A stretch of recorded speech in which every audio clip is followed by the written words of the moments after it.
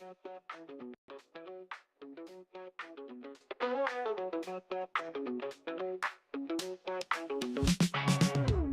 to the spot. It's time to kick.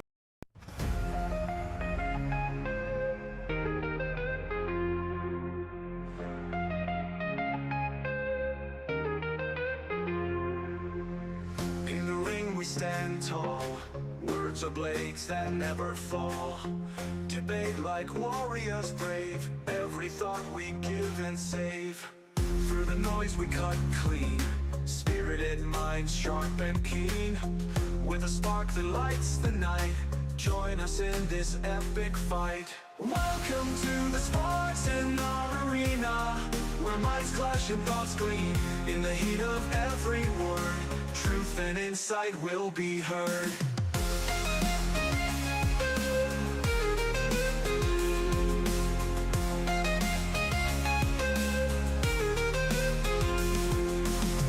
Buckle up and take your stance. In this arena there's no chance to escape the vibrant lore.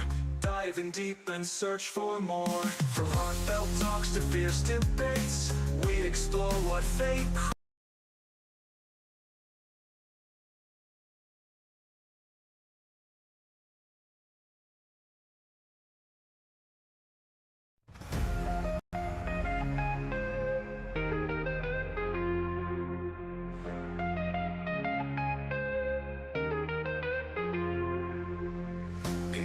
we stand tall, words are blades that never fall. Debate like warriors brave, every thought we give and save. Through the noise we cut clean, spirited minds sharp and keen. With a spark that lights the night, join us in this epic fight. Welcome to the Spartan arena, where minds clash and thoughts gleam. In the heat of every word, truth and insight will be heard.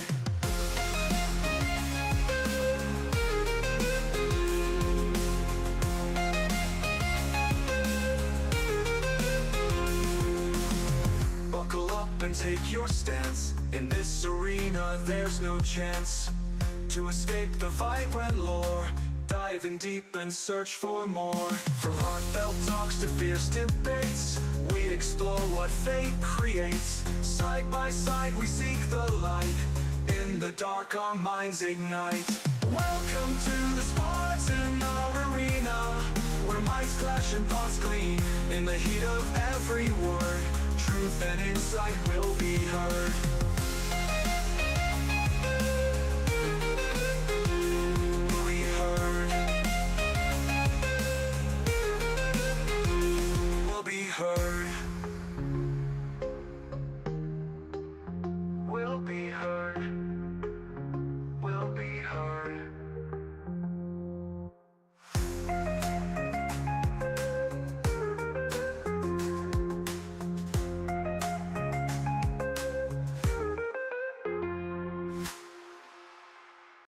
In the ring we stand tall, words are blades that never fall. Debate like warriors brave, every thought we give and save.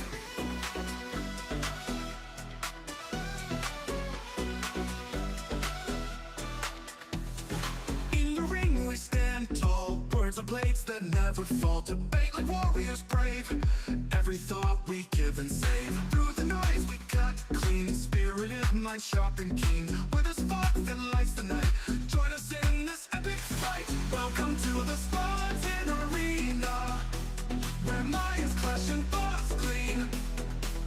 In the heat of every word, truth and insight will be heard. Buckle up and take your stance. In this arena there's no chance to escape the vibrant lore. Dive in deep and search for more. From heartfelt talks to fierce debates, we explore what fate creates. Side by side we seek the light, in the dark our minds ignite. Welcome talks to fierce debates, we explore what fate creates. Side by side we seek the light, in the dark our minds ignite. Welcome to the Spartan arena, where minds clash and thoughts gleam. In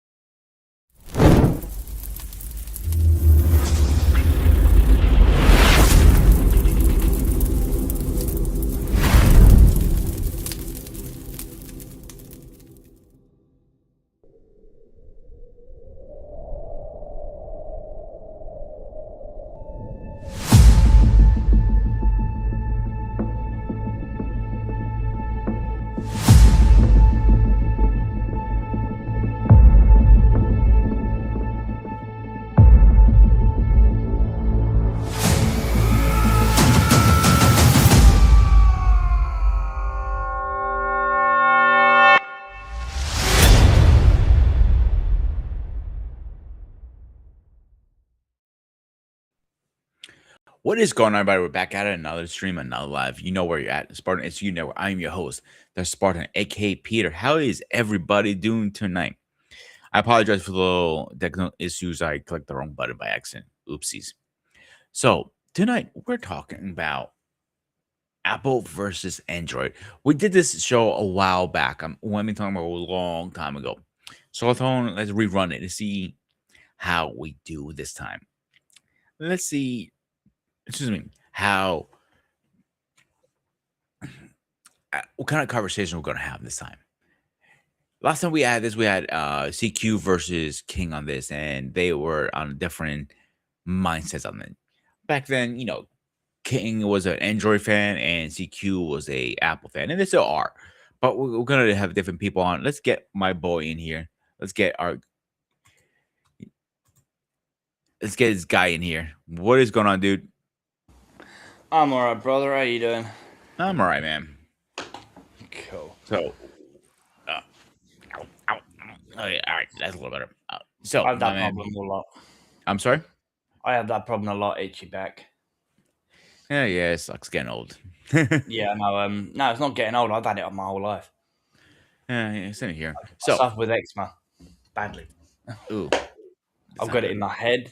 I've got it down my back. I've got it on my arms, ankles, legs. That's not good at all. No, but nothing I can do about it. No, unfortunately, it is what it is. So, man, let me ask you a question: Are you Go on, an then. Apple fan or an Android fan? I'm an Android fan. Sorry. Why is that? So much easier to use than Apple. Mm-hmm. I do like some of Apple's stuff that they do. Yeah, they are better than Android, but I do prefer Android. Always have been, always will be. Most people in UK or in Europe are prefer an Android phone. I disagree with that. My dad loves Apple, so does my younger brother. Because my dad, I got my mum into Android because she used to have the old flip phone, the old Nokia flip phone. Yeah. And that died, and I actually gave her an old HTC M8. Oh, jeez, you're going way HTC back. 108. Oh yeah, this was years ago. And my mum's had nothing but Android phones. My dad tried to get her onto the Apple phone, yeah, and she couldn't get on with it, so she went back to her Android. So, all right, before we can move on, let's get that next guy in here. Anton, what's going on, my man? What's going on, Peter? How's it going? What's good, Craig? All right, let's get our next person, our president.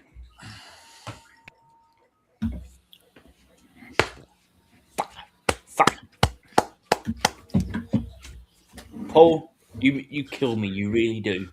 That's on you, brother. That's all you. So, quick question: Can you guys hear my sound effects? No. I haven't heard anything really. Oh, okay. I'll work on that later. All right, Anton, you want to go first? What's your opinion about Apple versus Android so far? I've always been a fan of Android because I feel like it's easier to customize it. I feel like you can make an Android phone or tablet your own. Like you could add something to it, whether it's screensavers, whether it's the setup for the tiles for your apps, little things like that. Sometimes even using certain pictures as screensavers. Like for me, I've been using Samsung for a minute. Like for example, on my phone, I got my family. I don't know if you can see it, but I got myself and my wife and our family as a screensaver. Little things like that. I just feel like you can do a little bit more with an Android because I feel like it's simple, it's straightforward, it's not that complicated, and you could use it with other Android platform items, whether it's Samsung, whether it's HTC, what have you. Like my first smartphone, honestly, was the HTC One. Okay. And I think that was the one with Beats Audio, and I got a pair of Beats headphones that came with it. I had the exact same phone. I still have it to this day in the bedroom. Really? Yes. Wow. I got Nikki bought it for my birthday back in 2013. Okay. That was my first smartphone, and then after that, I went to the Evo 3D. And one of the cool things I liked about that phone was you were able to take 3D pictures. Mhm. And then once I started doing gig work and everything else, and I needed a better phone, the first phone I got was a Samsung Galaxy Note 4, and I've been using Samsungs ever since. I've been using the Note series, basically now the Ultra series, ever since. My current phone is the S24. It's the S24 Ultra, and I like it because it does give that feel like a tablet because it does have the stylus and everything. Mhm. So you can use that to write notes as well as to text message as well. And I remember people would say the phone was big when it first came out, but I like it. I felt comfortable with it. And ever since I've always been a fan of Android. Now, but my wife, she uses Apple. My daughters, they all use Apple. But ironically, like my brother, my parents, they both use Androids. They both use Samsung phones. My brother has the Fold, and my sister-in-law, they both use iPhones. So it's like I guess it varies by comfort, but I've always been comfortable with Samsung because I feel like you can customize the work and everything else. And one of the cool things I also have a Samsung tablet. And here's the even best part: I can take phone calls on my tablet if I'm charging my phone. As long as I'm on the Wi-Fi, I can be in another room charging my phone. My tablet will go off, and I can take phone calls with that. Believe it or not, dude, Apple does the same thing now. Oh, really? Yeah, if you have any Apple devices from a tablet, even a Mac, let's say your phone is in a different room and you want to take a say a message comes in, it goes right to your PC or your laptop or your tablet. My wife has a mini that she uses for flight lessons. I know. Yeah. All right, Paul, you're up, man. What you got for me? I'm probably, it's weird at this point, I'm probably the least technical on this show. I'm You're a tech guy too. Well, in terms of, obviously my career, but as far as, getting into the nitty gritty, as far as being all into the tech, I think I just, as I've gotten older, I just kind of go what I'm comfortable with. So my first smartphone was a Google phone, the Google Nexus. Got that back in 2006, 2007. But when the iPhone came out, and I think the first iPhone I had was like the iPhone 6, because my daughters wanted it, and it was like they kind of gave you like a family deal where you kind of got all the phones, and it was the best time to buy. So I just switched over to Apple, and I've been on there ever since. Now, again, going back to my college computing, I was a huge Mac head. I mean, if you told me Mac versus Windows, it was like a no-brainer. Even though the Mac cost a lot more. But in terms of the graphics, the MIDI, just the, I thought Macintosh computers were just superior to Windows. And so, when my daughter started getting laptops and whatnot for school and whatnot, it was easier to integrate the iPhone with the tablets and the MacBooks and things of that nature. So we just continued to use them. And I just upgraded all my phones to iPhone 17 Pros, switched carriers.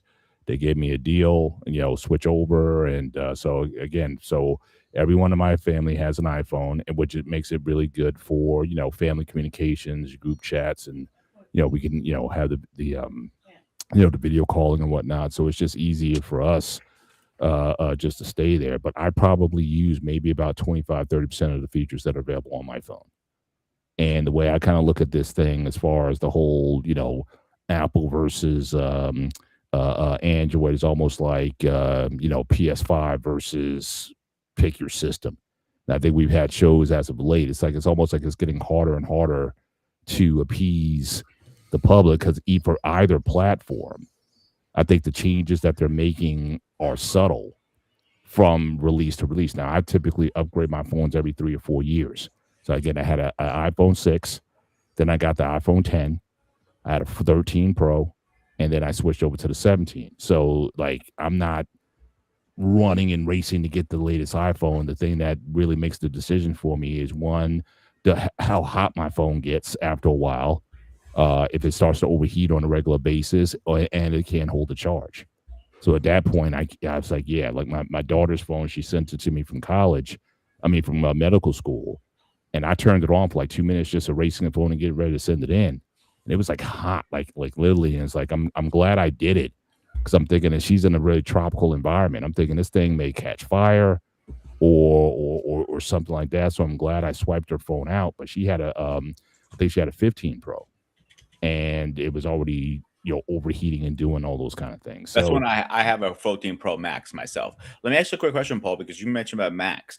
In 2026, I know you may know a little about this. Do you recommend a Windows PC or a Mac PC at this point?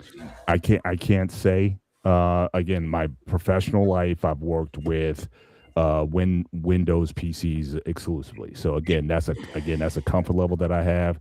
I do work with Mac for other purposes, for like AV for at my church and whatnot. I know they have a Mac Mini there, so I'm kind of familiar with both platforms. My daughters, they've all used Macs or MacBooks in their college, and they prefer, because we gave them a choice. It's like, we can give you one or the other.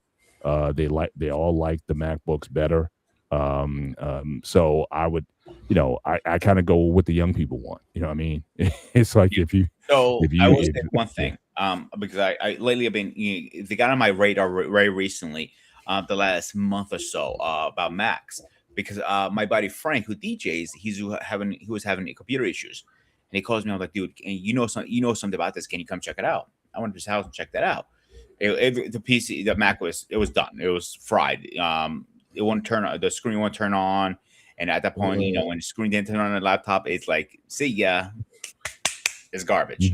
But from hey, what's going on, Eric?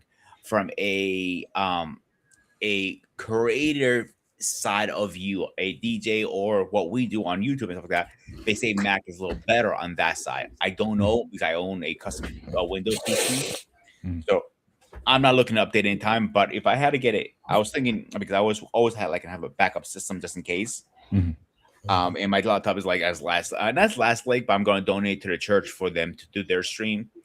I was thinking to get myself a Mac later on and see, and so I can experiment with different operation systems to learn different stuff. Well, from what I've seen, I mean, certainly, like you said, content created video. Anybody who I know who has an AV business, where you're like doing live streams and shows, concerts and whatnot, they all use Mac.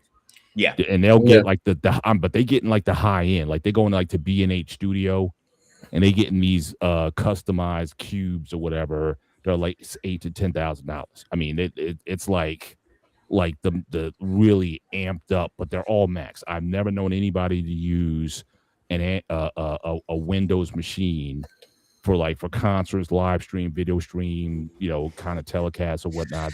So that's always been a space. So when it comes to music creators, when it comes to like music creators, again, Mac has owned that space for years, and I don't know if Windows ever gained into that. But if you want to hook up your keyboard, make music, that kind of thing, like I said, the professionals I know, Mac seems to own a lot of very niche or specific spaces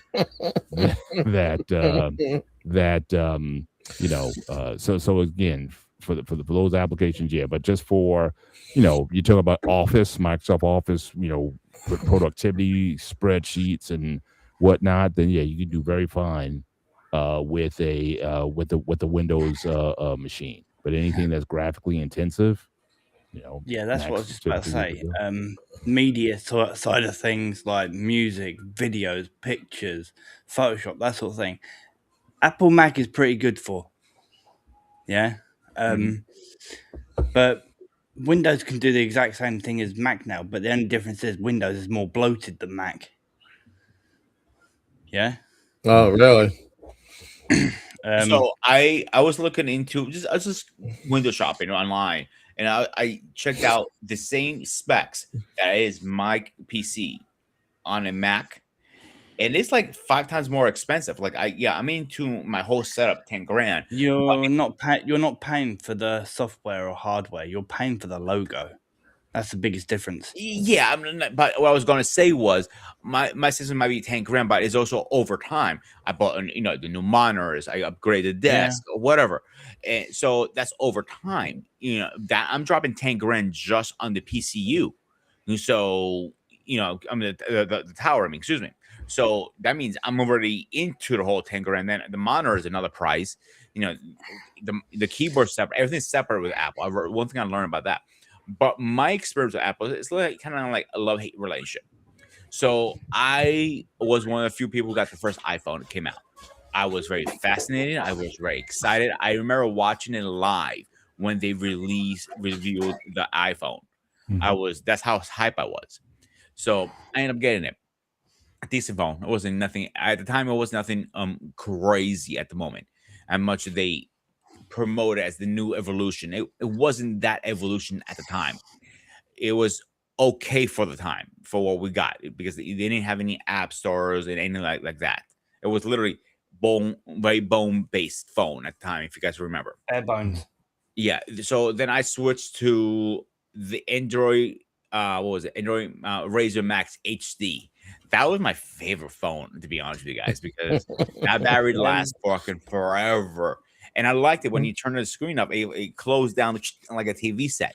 So I thought that was a nice little feature. So after that, finally, came to the end of his lifespan. Remember back then, you maybe got a year, 2 years out of your phones if you're lucky. So you need to get like now you get 3, 4, even 5 years out of your phones. So I went to Android. I went to the Samsung Note actually, like Anton. I love the Note series, to be honest with you guys. I think it was like the great series. That's another good phone. So though they don't make those phones like that anymore, bro. That's the Samsung Galaxy S3. Yeah, but let me finish what I was saying for a second, dude. So I had like me and my father were on the same plan. My father's been very hard on his phones, so I never get him a brand new phone. I always give him my old phone, so I know when his phone took a shit a year later, I can get myself a new one because I know he's going to beat the crap out of it. So a year into my phone, he usually needs a new one himself. So you take my old one, I take a new one. I think it's a fair drill. I'm paying the bills anyway, so why not, right? So I literally had every single Note phone came out from the 2 all the way up to the 10 every year. That's how much I loved it. One thing I don't like about Samsung is their watches. I cannot stand their watches. I always had issues, bro. I think Apple has a better watch. I will argue that tonight with you. So, and we're going to have that discussion in a minute. So once I got to the 10, like at that point, I think I got really burned out with Android. A year after year after year, it was like nothing really changed that towards the end. And now how the phones are, they were like, they're all the same shit now these days. So I went to the the iPhone 12. From the iPhone 12, I went to the 15 Pro Max that I still have to this day. It's 3 years into it now. I have no overheating problems, nothing. I give one thing to Apple. They make their phones last for a long time. I'll give them credit on that. But I also give Samsung credit. If you're a tech person, if you only use 20-30% capability of your phone, there's no point dropping all the extra money for a Samsung. I personally believe. Now, if you're into businesses or doing creative stuff, yes, Samsung has the upper edge on the phones because you got DeX that turns into a mini laptop on the go. Mm-hmm. So that's one thing I will give them credit on. But again, Apple is for a long term. You don't need to update your phone every single year, Apple. Because this year I have a 15. Next year I have a 16 on the phone. That's nothing really. Yeah. Recently, except for me, it was every 3-4 versions of the phone is when I would finally decide to. And I agree with that.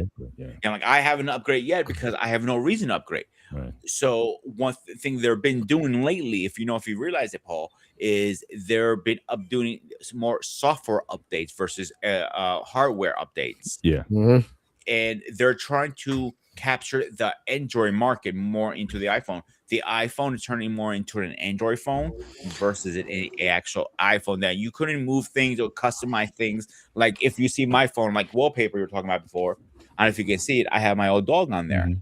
So I have, you can do a lot more with it. Like RTC's on there now. So now before was green bubble versus was it green bubble versus blue bubble? Blue bubble. Or yeah, now that's not even a thing anymore. So it comes down to preference mostly too. Right. So is preference a big thing? That is my biggest question, or is it more a hype thing now? It's like the kids say the newest cool thing kind of thing. I think it's kind of I would say preference, but it's almost like bias. Like I think the more you're in whichever platform's ecosystem, Mhm. I think just automatically you just feel more entitled to it or more that you hold on to it. But one, because you spent your money to get the thing. So it's like anything that you buy, you're going to be a bit more protective of because, again, you want to believe that you made the right decision when it came to the purchase of whatever it was that you're on. Plus, it's a headache. I mean, like, well, put it this way. I don't know if it's as much of a headache as it was before, but when I did make that switch from Google to to iPhone, it was a messy process. Getting all my texts messages to come over, a lot of my personal information to get it on the phone. It was a headache. I don't know if the platforms now make it easier if you did want to switch between Android and iPhone or vice versa. Do they make it easy? I believe they do. I believe they do. I don't know because I haven't. That was over 2 you, years Paul. ago. There's an app out there. There are two different apps. If you're moving from Android to Apple, it's called moving to iOS. The app is called. So you can transfer things two different ways. The best way is from wire, some connected to phones. You let it sit there, and it takes a minute. Even you could do it at the Verizon store. That's who I have, Verizon personally. Same here. I'm sorry. Same here. Yeah. So they said to me, listen, I recommend you go and get lunch, come back. This is going to take a minute. It's not going to be a fast process. So okay, I did that. I did it myself the first time. They told me this is going to take. I just downloaded the app, just let them sit next to each other without the wire. Without the wire, it takes a little bit longer, like 20 to 30 more minutes longer than without the wire. Without the wire, with the wire, it's like 40 minutes, I believe they say. Usually, it depends how much data you have. It's pushing through the phone. Now, moving the other way, Apple to Android, they also have another app. It's called moving from iOS to Android, and same process. You just plug in your information and transfer it. I personally can pick up any phone now in this market because I'm pretty tech savvy, I believe, and it feels natural in my hands, both of them. Like I know a lot of my friends and go like, Pete, you're pretty good with phones. Like, yeah, why? Can you fix this for me? I'm like, here you go. I'm like, I was literally at the Verizon store and they were having issues with the app. I go, I can fix that for you. The guy go like, $100 cash. You cannot fix this problem. It's an Apple problem. I'm like, you sure? The problem was they changed their Apple ID and their apps were still logged into the old Apple. So you had to delete their app and re-download it. And I said, delete, now put your information in. He goes, that problem fixed. I go tell the guy, where's my $100, motherfucker? I made $100 easy that day. Nice. Yeah. So it is way to do that. But one thing I will keep credit and not credit to Apple is I got locked out of my Apple ID once. A headache to get into that. Oh my God. It was the hardest thing ever. So I had to jump to 100 hoops. Now, if you have two Apple devices, let's say you have an Apple, a iPhone and a tablet, no problem. 1, 2, 3. If you don't have that, you have to go through an email. Or in 3 days, they're going to send you an email verification. Then they're going to review that. Then they have to then they're going to send you another email to fill more information out. And literally, I still never got that Apple ID back ever. I had to create a new one. Wow. That's how bad it was. I was like, you know what? Forget it. But one thing I will give Android, if you get locked out of your ID, is very simple to get in there. It's a 1, 2, 3 process. It's you just log into your email, you hit a couple buttons, and you're in. Yep. That's how easy it is. Right. Versus Apple. Go ahead, Paul. Well, I mean, the government couldn't get into Apple, right? Yeah, they remember when they were trying to, because of the cyber attacks and whatnot, and they were trying to get in. Apple would not open up their phones. It's like it's a core principle of the company. So for better, for worse, I mean, is it in some ways it's a security risk, especially if you're trying to get intel. but you as a user, and think about it. I mean, how many times over have you heard like Apple's been hacked? Like, I've never I heard don't Apple was hacked. remember ever, but PCs or Windows, Android, I mean, it happens relatively frequently. But even with the systems, yeah, you're paying 3 or 4 times as much for it. But again, I never saw a Mac crash, hardware or CPU burning out or Mhm. something like that. Like you said earlier, I mean, generally they're built to last. And like I said, I never had a hardware problem nor a software problem with any Mac product that I've ever owned. Mac's definitely built to last. I've got one sitting in the garage. It's the RAM in it's DDR2, Mm-hmm. and it still Yeah. works to this day. It's Yeah, currently wow. running I mean, Linux. I mean, Oh so wow, so it's Linux. That's the name I've heard in a so while. yeah. I mean, it's the kind of system where it's like, again, if you're a tinkerer, and probably still even to this day, if you're a tinkerer, you're gonna like the Windows / Android / Google side of the fence because they love. I mean, Yeah. but I think even now with the 17, I think there's a lot more tinkering you can do. In fact, I watched as soon as I got my phone, there was a YouTube video. The guy said the 30 things you must do with your phone as you get it before setting it up, and it went through all these features. Now, again, I'd say half I didn't even think about or care about, right? Like one Yeah. thing I did was I changed my charging from 100% to 95%. You can either do 90 or 95. What that does is, again, that extends the life of your phone. Because the only thing that got me to change these phones is, again, the battery life. But if you don't charge your phone all the way up to 100 every time, like charge it to like 90 or 95 most, you extend the life of the battery from doing that because you're not just maxing it out all the time. So again, the little hacks and tweaks like that I've done to it. But again, half the things the guy was talking about is like, again, unless you are like really into digital or video editing, for example, or that you're using like you're shooting videos in 8K or something like that. I mean, you're really making like it's essentially your professional camera or your professional video. Unless you're doing things like that, is like, again, half the features is like it's not going to affect me on a regular basis. I may shoot some videos, I may upload some Instagram, whatnot. But again, the editing tools that are in those apps is enough. But I don't need to shoot 4K video at this point. But again, as far as being able to just give it to anybody, and for the most part, it works kind of the way you want to out the box. But again, if you're that person who likes to tinker and play around, it's got some of that. But I would say, yeah, stick with the Samsung or the Android space if you just appreciate that customization. Some people, it's a hobby for them. But for some, I just want to, just kind of get my business. The first thing I'm trying to do is just transfer my phone over. And then now to make it easy, all you do is take your old phone, tap into the new phone, it starts the transfer process.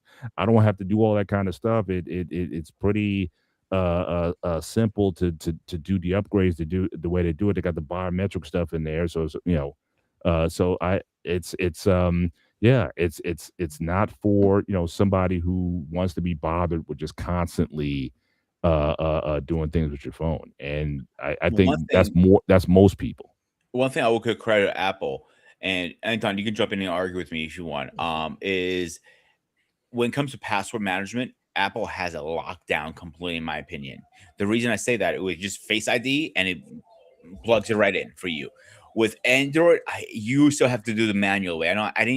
When I had Android, it didn't have a good password management tool at the time. Please, if you have Android now, I haven't had it for a while. Please, you're up. It's better. It's actually much better now. Now with Samsung, for example, you have the option of either your face. It used to have retina scan also. Like they look at you, they would scan your eyes, and you're able to log into your phone. I had that feature on one of my older phones, and fingerprint as well. So I use either one. So most of the time I'll use fingerprint. Plain and simple, because I just feel it's a lot comfortable that way. So I'll use my fingerprint to log on and everything else. Or another way that Samsung does to make it easier to log in is called trusted. It's called trusted devices. Now I have my watch and my phone paired to each other, So as long as I have my watch and my phone to each other, it's always going to open up automatically, or I can just use my thumbprint, one or the other. Mhm. I think that Samsung that has, and it helped me when I was at my job. It's called trusted locations. So if you're like, there are times I was at work, I had to go into my phone to look something up or to get in contact with someone or to text them, and I was always constantly tired of always having to log in. So I used my job as a trusted location. And as long as my phone was in that location, I could just open it up at any time without having to put in my PIN or use my thumbprint. And that just Very made nice. it a lot easier. And it was just that convenient in that aspect, especially if I had to take care of something very urgent where I had to get in contact with someone, or I was waiting for a phone call, or I was sending text messages, or I was sending pictures to someone. So to me, I feel like it's a little bit better with Samsung because they give you those options. And another thing also that I like with Samsung, what they do is they have something called side sync, to where you can transfer from one old Samsung to a new Samsung, or from an iPhone to a Samsung. You can do it wirelessly, or you can do it wirelessly, or you can do it through Wi-Fi. Now, the problem with Wi-Fi, I realized it uses a little bit more data than it does plugging up. So plugging up is a little bit easier because all you gotta do is plug them up. It don't matter how much data. It's not gonna really use any data whatsoever when you hook it up wire with the cords. It takes a little bit longer, but everything that you have on your old phone, such as your call and your text history, all your apps, and all other information, contact info, things like that nature, moves from the old phone to the new phone with no problem. Most recently, like I said, I got the S24 Ultra now. My S22 was acting up. It was hard at first trying to get into my old phone. Luckily, I found a place that was able to fix it, where I was able to transfer all my information off my old phone to my new phone. And also, I did is I logged into my Google account as well, and that's what helps. Once I found I had everything on my current phone, I just hit the factory reset on my old phone, wiped it clean. Once it was totally wiped and everything else, it stopped working. No big deal. It's sitting in my drawer right now. I actually still have my Note 20, and that was the last Note before Samsung switched the names from Note to Ultra. And that was because I was using Sprint before they were acquired by T-Mobile. That's how long I had the phone for. And then once everything started going over from Sprint to T-Mobile, okay, I was still able to use the phone. I still got the same phone number. I've had my phone number for the last 20, 25 years now. So I was able to bring it over when I left for Verizon.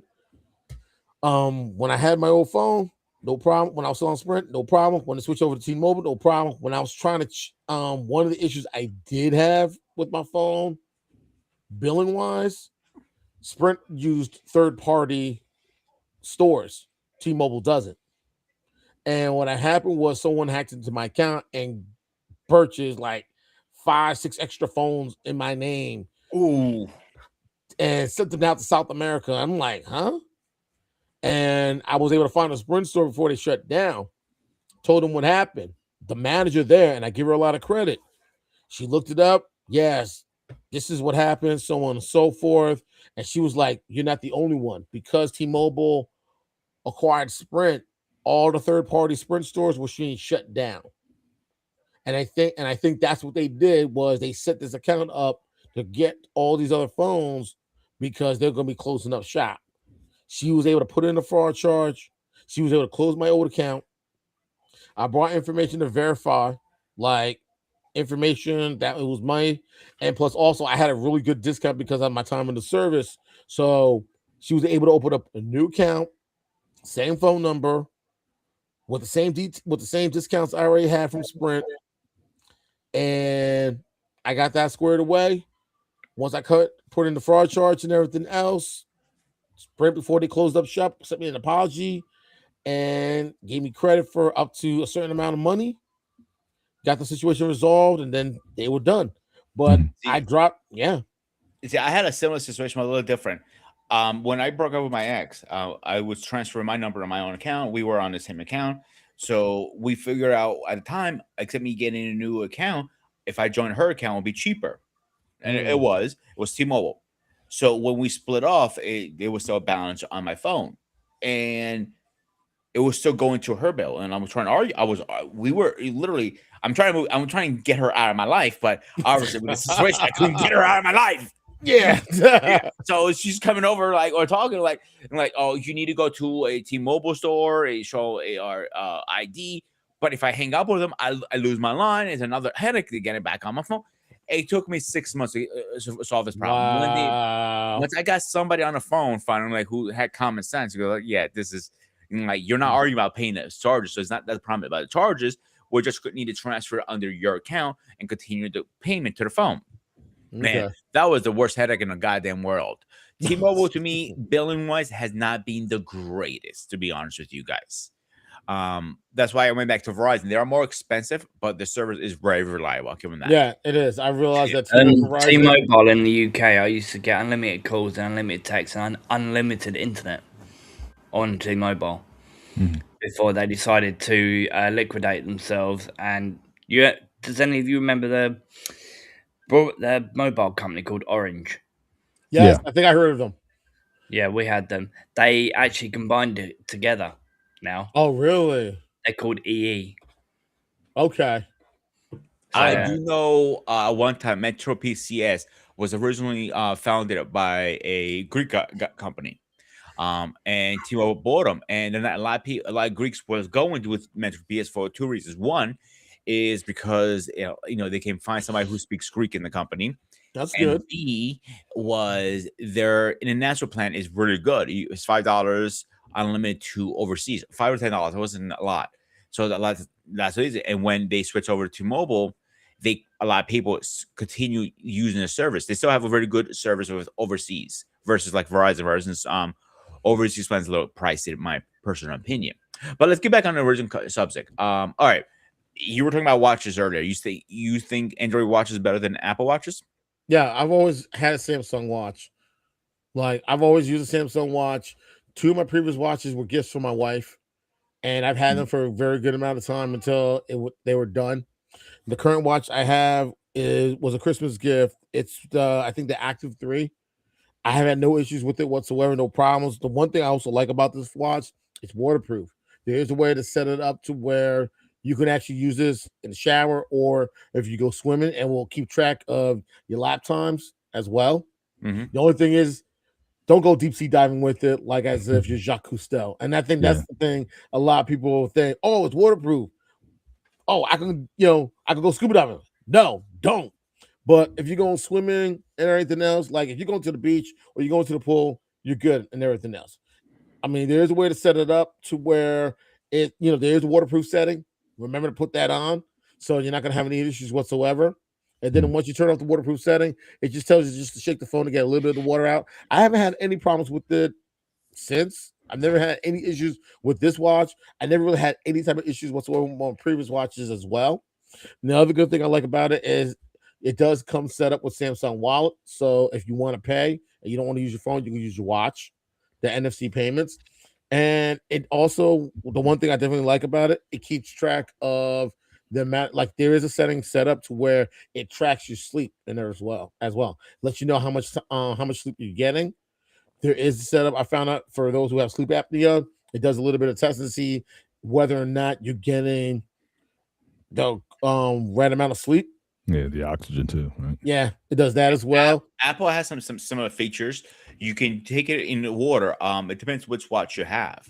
So if you have the Ultra, you can go a little deeper versus the regular Apple Watch, obviously. I have the regular Apple Watch. I seen the Ultra. The Ultra looks really nice, to be honest with you guys. Can I ask you guys a couple questions since you guys brought up the watches? Are you guys watch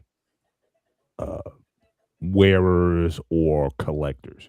Like, I remember there was a time when my wife bought me a watch that I still wear. She bought it when we were dating. This is just before I proposed to her, so she bought me for my birthday. That I still use and I still wear. It's like my wedding ring, because I lost my wedding ring years ago. So it kind of functions as that. But for a time I never wore a watch, like for a long period of time. And quite frankly, I never got into the smartwatch thing because, again, most of my workouts are strength training. And none of these smartwatches are very good at tracking your progress or measuring your metrics through the apps. They can do, sets and reps, but in terms of your O2 level or the stress or are you improving workout, like I haven't seen any app that really tracks it for strength training, for swimming, running, push-ups, or things that you're doing a lot of repetitions with. Yeah, so that's the main reason why I never got a smartwatch, was because of that. But even with your smartwatch, do you guys appreciate watches? Like, would you wear like a Breitling or Timex OG watch, Casio? Like, do you guys have, like, I have about 20 watches, and they're not very expensive, but I just, like, for a time, I just got into watches. I got into this influencers that maybe I should, because I have all these rings, which again, so all of this came out of the fact that I lost my wedding ring. So I started getting these different colored rings. And then I said, well, why not accessorate it with a nice watch? But I don't want to spend $500 or $1,000 on a Breitling. But I do have a watch collection, and I will accessorize what's up with. So are you guys watch wearers, or is the Apple Watch or the Samsung Watch, is that your primary watch? Because I know, and it's weird too, because I know a lot of watch enthusiasts who are like just irate. Oh, I know when the smartwatches came out, they just totally just rejected it as an item. Like, yeah, wear it for working out, yes, but you're putting a tuxedo on, you're going out for a night on the town. It's almost like a fashion faux pas. You do not wear an Apple Watch or Samsung Watch when you're going out in a tuxedo or some sort of fine establishment or something. You should have some classic watches, or a leather watch with a band or something else. So I'm just curious your take on wrist watches in general. Do you have wind ups? Or I've never worn one. I'm a watch wearer because I've always felt comfortable wearing a watch. Mm-hmm. I used to remember wearing like a Timex or a Casio when I was younger. Mm-hmm. And then when I remember joined the ones that had the calculator. Remember yes, I remember those. Oh, God, I I remember remember those. The calculator. I used to own, but I've The never Casio worn it. G-Shocks. Yes. Oh, I used to own a watch too. Yeah, but I never actually wore it. It used to have a little infrared camera built into it. It was a Casio watch. Right. It was very expensive at the time. It was all metal. You'd have to have a little special device you have hooked up to your TV. You could physically take a picture with your watch. Oh, really? That's nice. Yeah. Now, So me personally, I'm weird about it because I was always a watch wearer. But with my line of work, I never really wear a watch as much as it just, it was more. It was a little weird because the laws have changed over the years because of the cross-domination. So I never really, I stopped wearing it for a while. So when I thought about getting a smartwatch, at the time it was like way too expensive when they first came out in the market. We're talking about like $4 or $5 grand for a watch. Like, no way, happening. So once the price finally started dropping, I got my first Samsung watch. I wear it for convenience for work. It's better doing this than ripping my gloves off and answering my phone call, whoever is calling me, an employee, my boss, whoever, right? So now it became more a convenience thing. Now I can't leave the house without wearing my watch. It's like I feel naked without it. Now, I know that feeling. To your point, Paul, with dressing nice. Yes, I do think every man needs to own a nice couple watches, a Rolex, for example. I love Rolex watches. Am I gonna ever own one? Probably not, to be honest with you. Because I don't see myself dropping all that money on that watch. But they make all these nice bands and bumpers on the Apple watches that you cannot even tell is a smartwatch anymore. Well, that's the thing too, and I think they've gotten better at that over the years. Is the watch faces, like they have these faces that you can put on there, and the way they display, like you'd have to really look up to tell that it's not a real watch face. It's got like a matte finish to it, and so they really, and some companies I've seen recently, they've really come out with a lot of custom design high-end watch faces that really, so you can accessorize your watch with anything. But I still got to ask the question, would James Bond wear a smartwatch? I don't know. I mean, Maybe. it's He had it's- his version of a smartwatch. it had the laser and it had the hook and the all that kind of stuff. Does anyone but it was still remember the Rolex, you know what I'm saying? Does But, anyone remember? Hold on. Does anyone remember the movie part of James Bond where he remote controlled his car with his phone? Yes. Yes. Yeah, that was That's brilliant. Pierce That Brosnan, was I think. brilliant. But you know, here's the funny thing with Apple Watches, in Samsung too. A lot of these ideas they got from Star Trek. Even like they're talking into the watches. Right. all That's this stuff is right. communicators. Well, remember the everything. original flip phones, right? I mean, when the It was flip- Knight Rider. It was Knight Motorola. Rider. That's right. It was Knight Rider. Yeah, Because he's right about that. that's right. Because Michael always was able to get in direct contact with Kit That's through his right. watch, and I think he had a Casio. That's right. And also Okay. Star Trek too. I'm not sorry. I'm sorry. It was a Power Casio. Rangers. Power Rangers using doot, doot, doot, doot, and like start talking the watch and communicate with each other. Yeah. So I think a lot of these ideas came from sci-fi stories, movies, or whatever. Right. But So- here's a you're right. Go But ahead. here's go ahead, another Bob. just a spin off of the phones because again I'm still not because I'm literally being offered one like I said when we switched over the guy who was trying to sell us like man you can get we'll get you an Apple Watch and you only for like $1. I mean basically They came to free Give now it at this credit. point. but Mhm. I'm still not sold because what I'm really interested in now I'm really interested in the rings the smart rings now if Apple I'm hearing rumors. If Apple gets into the smart ring market, I may have to take a look at that because I know like the core ring is $500. Mhm. Now it's interesting because you can buy it through that. Now all of these tracker things you can buy through HSA if you have a savings account or whatever. You can buy one, but core they have like a yearly membership you got to pay and all that. But I'm thinking if Apple decides to get into the arena and offer a ring, and you like I said, I'm all about my rings. I think I would probably prefer the ring to the watch. At least me personally, I would. Yeah, yep, there it is. Okay, Craig, that's right. Yep. I know Samsung does have a ring that you can link to your phone and keep track of everything. Mm. They just came out with it a few years back. I remember looking at them; they're pretty nice. Mm. Quora, I've heard about through a couple of ads and Yeah, that's everything kind of like else. the gold standard right now. But Right. they got like anything else, you got competition starting to catch up. But I remember watching a college football game and all the players and I think it was at Ohio State. All the players all had Quora smart rings, and all the Yeah. players were required to wear them by the training staff because it helped them track their oxygen. Does anyone heart remember rate. those phones? Yes, I remember Indeed. those phones. That was And- my very first phone. Oh my god! And what they were told it was to keep track of their breathing, their oxygen, and everything else, Yeah. their heart rate, the whole 9 yards. So it was common to see the players, off the field, whether they're in class or in meetings and everything else. It was so common to see them wearing Quora rings on their fingers, and that's Mhm. was the main purpose for it. Right. right. Smartwatches. I know with Samsung, if you go to the Galaxy store, they have a very good selection and abundance of watch faces. And a lot of my watch faces are all analog because I prefer analog. Yeah. Exactly. Because yeah. it's not just about telling time, it's about reading time. And they're Mhm. very stylish too. Mhm. They got a very selection of whatever you're into. Some of them a lot of them are free. A good number, you're only gonna pay me like you're gonna download it and you only pay me like at the most $2 for it.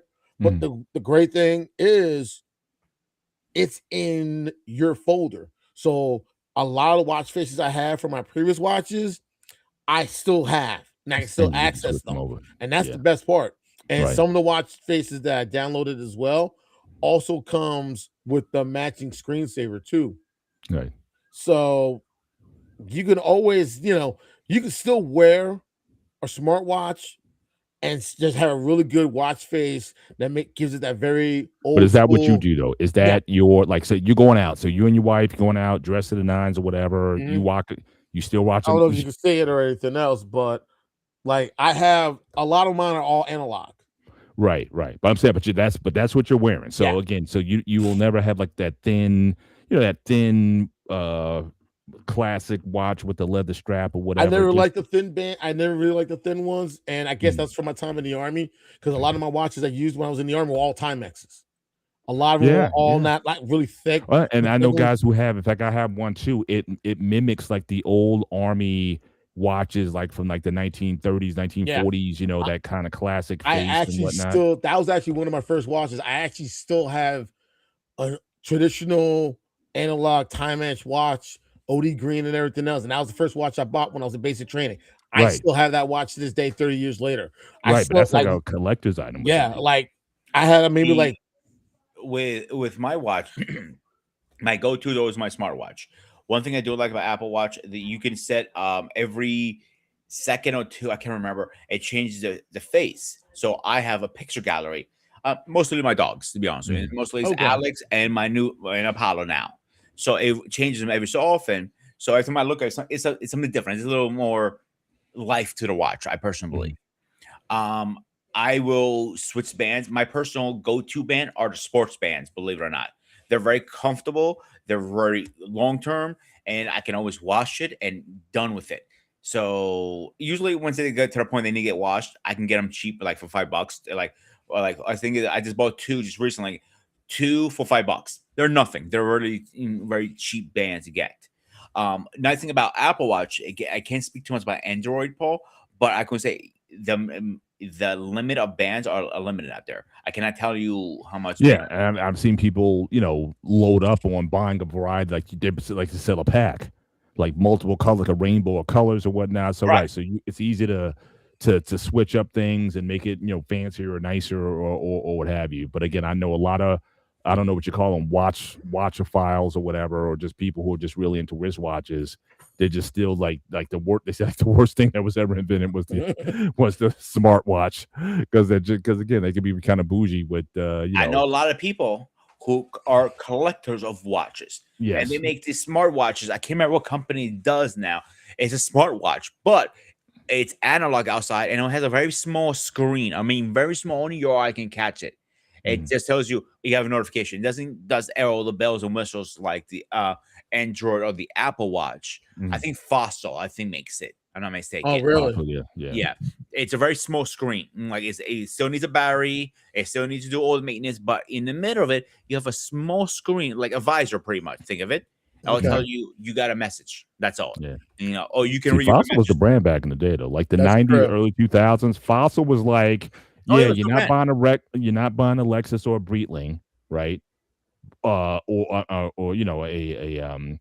of the high ends, but Fossil was kind of like middle class, like a nice Fossil watch. You could say, okay, I'm wearing this. Like $200-300 was a reasonable amount to pay for a phone, but you didn't have to pay Rolex money to wear that. So Fossil, I know they definitely had a niche in the 90s.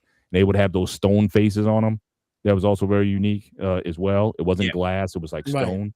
Yeah. So again, I remember. So that was a decent brand, and that I remember back. Well, where I was going with this originally was my buddy George.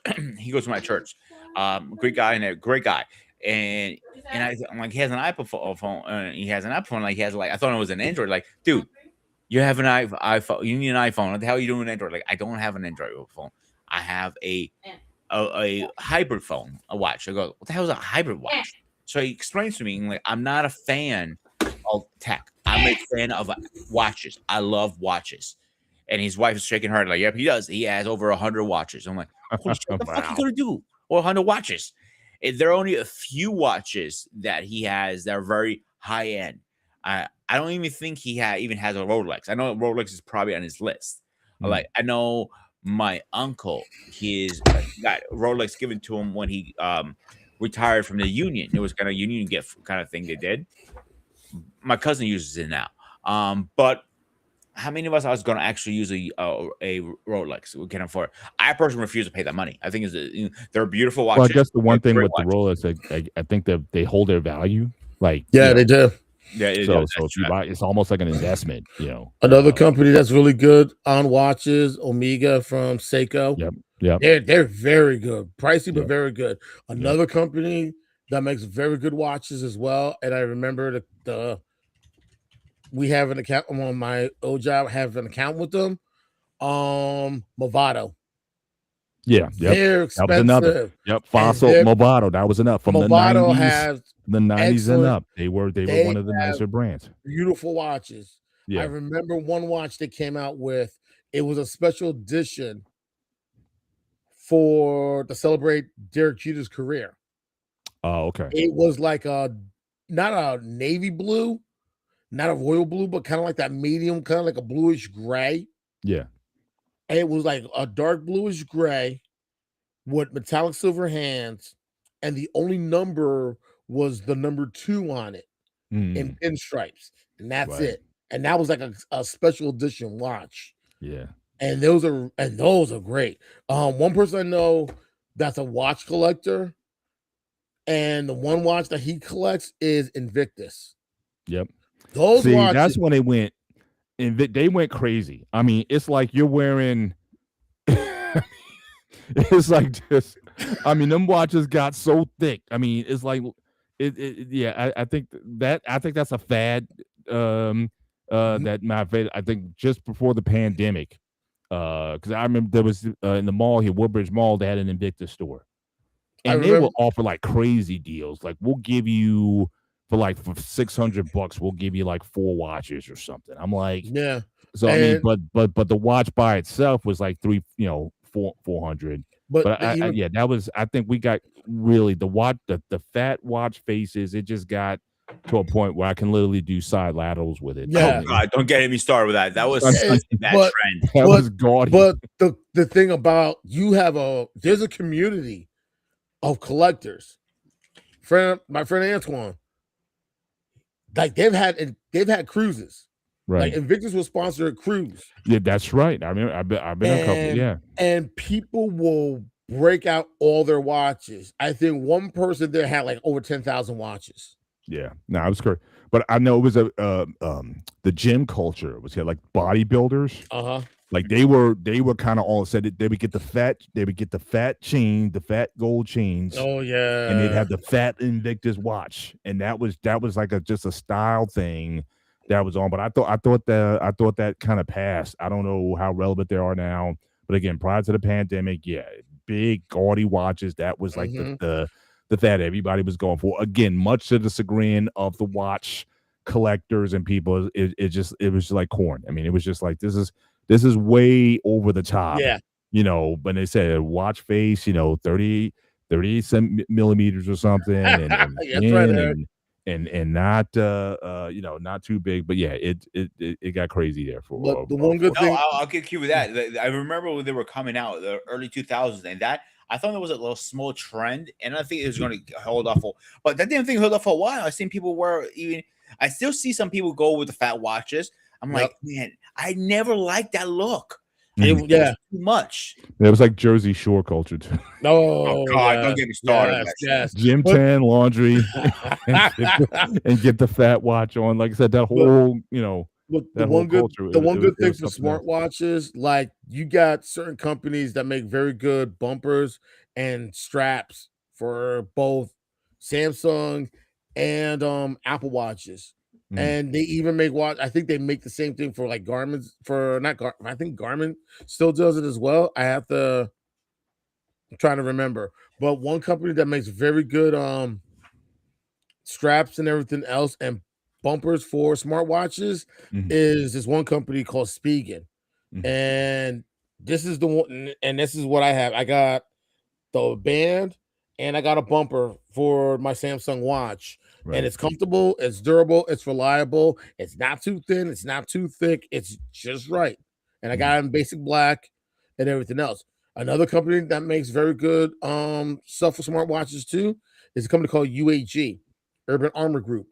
And a lot of their straps, they're very good. The only problem is they're Velcro, and over time the Velcro wears, but the straps are very durable and reliable. And you can get a protection for it as well. And, the bumpers for them as well. They have various colors, various styles. They're a little pricey. And everything else. But, I like them as well. But I prefer Spigen because I feel like, it's simple. It's straightforward. Yes, it always comes in black. But That's the good thing about it.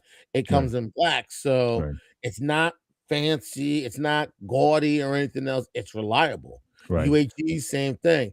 So They then make- what about let's get back to the, I guess, more the tech of it between, I guess, the Apple Watch versus Samsung. Accuracy, right? Because I mean, at the end of the day, you know, features, and I know we're talking about, you know, just some of the style wise and aesthetics and whatnot, but accuracy, you know. Now, for what I understand, the most accurate way, like if we would just want to measure heart rate, right? Mhm. The most, still to this day, the most accurate is if you go old school and get one of the bands that goes around your chest, because that offers like continuous, and I've used that over the years. If I've, you know, so I've gotten a, you know, kind of like a smart watch, but it's just a heart rate monitor watch. But you get the like a band Fitbit. on and you wear it. And Oh, what I that's like, right. I forgot about Fitbits. Yes. yeah, because what I don't like is it's like, okay, I'm working out, or if I'm in something and I want to check my heart rate, I don't want to stop and pause for like 15 seconds, whatever, wait for my you know, to measure my heart rate. If I'm on the treadmill or something, I want to just be able to look and see what's going on. Now, on the machines, like on the fitness machines, those, from what I understand, they're not very good. Like if you hold your hands on the bars on a treadmill or a bike or something, not the most accurate. But do you guys have any information on what smartwatch is now? Garmin used to be very big. Fitbit was big. Garmin, they were also big. For understand, they were the most accurate when it came to tracking, especially those numbers when you're working out and when you want to know at any given time. If you're doing cardio, you have to stay within a certain range and you have to maintain that range. So accuracy matters, and also the time at when you measure it also matters. So what would you guys prefer in terms of between the smart watches? Which one's going to give me the most accurate, forget style features and all that? Because if I were to get one, that's the only thing I'm concerned about.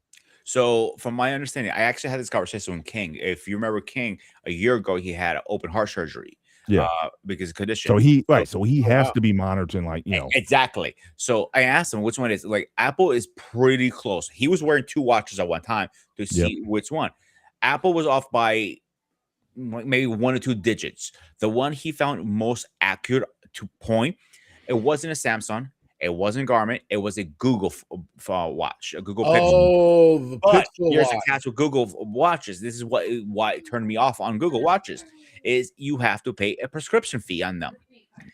That's what I don't like about them. And that's what threw me off. Tesla. Then. What threw me off on Samsung watches, and I'll explain to you why right now. I was at work, minding my own business, typing away, and he's telling me, "Great workout, keep up a good job." I'm sitting behind my desk, and he's telling me I'm in the middle of a run. I'm like, I'm not. I'm just typing away. So that's me personally. I feel the Apple are more accurate for a lot of for working out. They've been on point for me personally. But for heart monitor, it definitely a Apple. Now auction level, Apple definitely beats the game on that one. They have literally. They paid a lot of money, get the patents because they had issues with that for a while. But if you remember during the pandemic, was they always give you a heads up. Oh, take a break. You're not breathing enough. And I realized when they were in the mask all day long, I was having a hard time breathing, and it alerted me. And I walking into the bathroom, for example. It was like it wasn't like a unisex bathroom, so one person at a time. So I'll take my mask off a few minutes, take a deep breath, go back in, and it literally you see numbers rise immediately. So,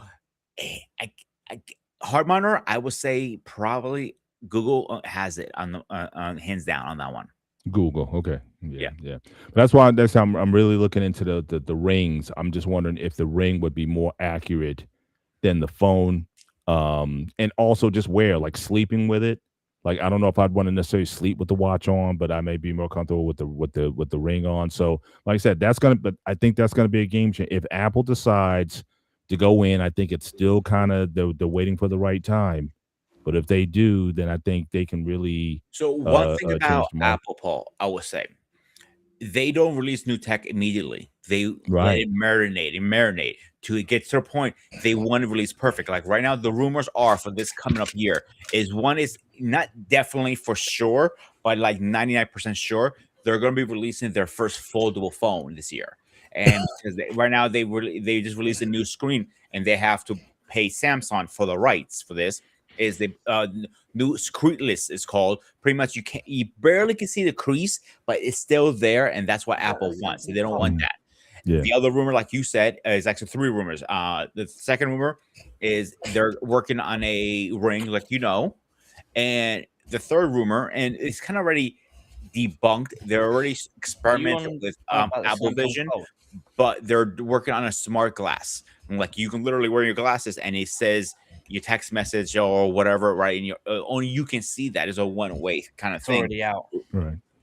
Well, Apple it's interesting. hasn't out yet, bro. No, not Apple, but there's some phones that some glasses that do that are already out. Yes, but I'm talking about Apple right now at the moment. Right. Exactly.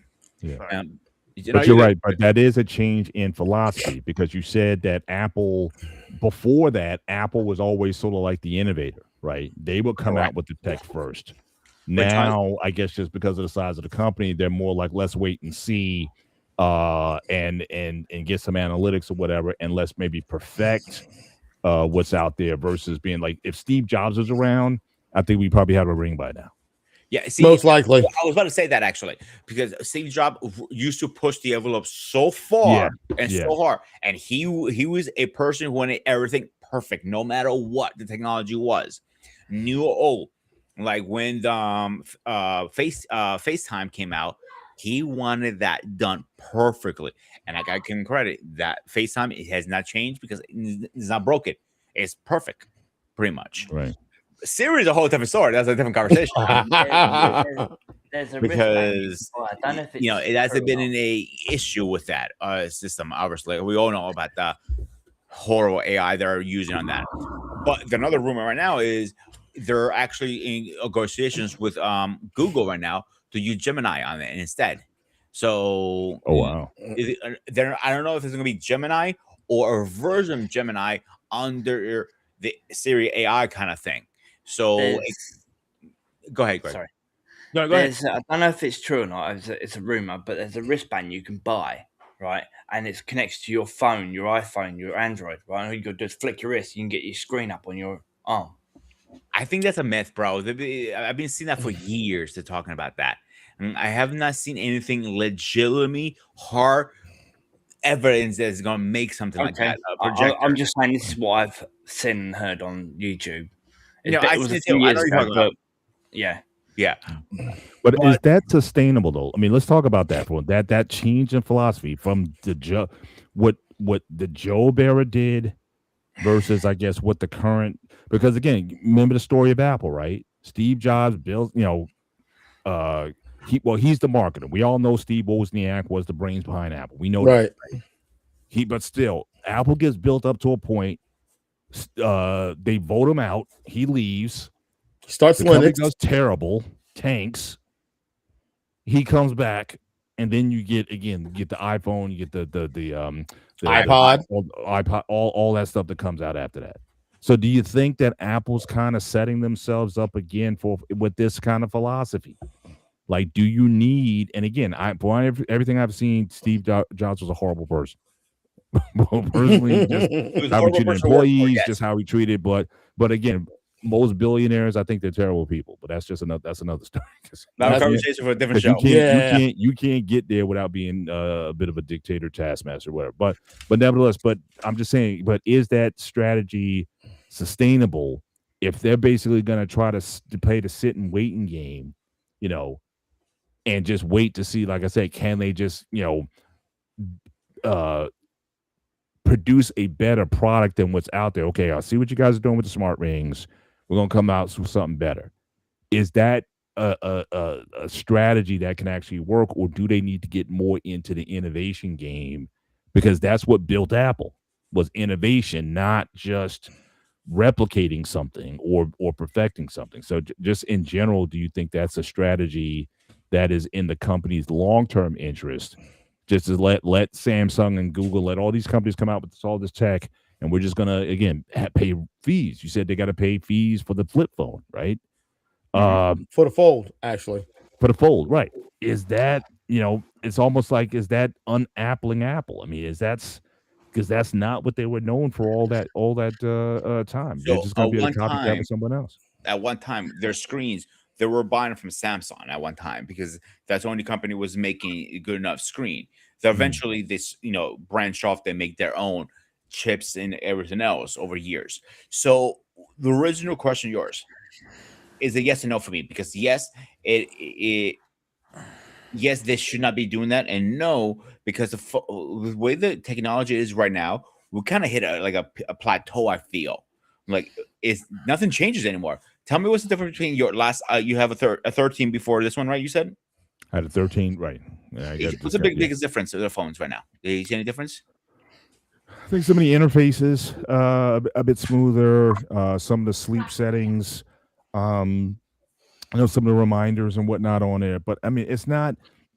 And again, some of the, like I said, just some of the tech where again touching, yeah, back in the day, if you remember when there were the wars were really heating up, and you see always the new models had a different the buttons were a different place. Samsung will come out with Touch ID on the camera or on the front under the screen, and then Apple will come back do X, Y, and Z. We don't see that evolution anymore with phones. And I get what you're saying. We haven't hit a plateau. I think now the race right now is not the phone, is the accessories like the AirPods. Which ones are better? Like ours, Beats. Apple owns Beats. That's why the AirPods are very good versus let's say Bose. Bose are horrible now. They have lost of value so much. Really? I never used them. I've always had I've used Beats even before Apple acquired them. I've used Beats and I always thought they were good and everything. But the ones that I normally use are the ones from Samsung. I use the Galaxy Buds and the Buds Plus. I haven't used anything newer than their newer ones. I haven't tried. The ones that kind of look like the AirPods, I have yet to try those. But the ones that Samsung had, I've always used for a period of time, the Galaxy Buds and the Buds Plus. I like those. They're comfortable and everything else. The one good thing I like about each feature, about both of them, is the Buds are touch sensitive. So if you want to turn up the volume, turn down the volume, mute, play, pause, or anything, or even take a phone call or hang up, you can tap the Buds if you want. I don't use that feature, but the one thing I've always liked about the Galaxy Buds is the ambient sound feature, to where you can keep them on. You could turn on the ambient sound, and people think if you got Buds on, no one can hear you. But when you turn on the ambient sound, you can hear everything going on around you, and no one will know that. That's some James Bond stuff. Seriously, that's the one great thing. So that's the great thing about them. So I had when I had a Samsung, I had Samsung. They look like beads almost, like you can put them in your ears and you could barely see them in there. I like that. I like that feature because I can kind of like sleek in a way. So, but when I went to Apple, they have all the same features you have now. The only one feature they have that I like a lot, if I'm listening to music, and we're not supposed to listen to music in the kitchen, but let's say I am, and I start talking to somebody, it lowers the music or it pauses it for me so I can have my conversation, so I don't have to keep touching my AirPods. That's one feature I do like a lot. The new feature they came out with, I'm not sure Samsung has it, is if I'm speaking to somebody who's a different language, let's say Spanish for argument's sakes, it will translate it in my earbuds and it will repeat it into me in English. That's the new feature that Samsung has those with theirs as well. They Samsung has that feature as well.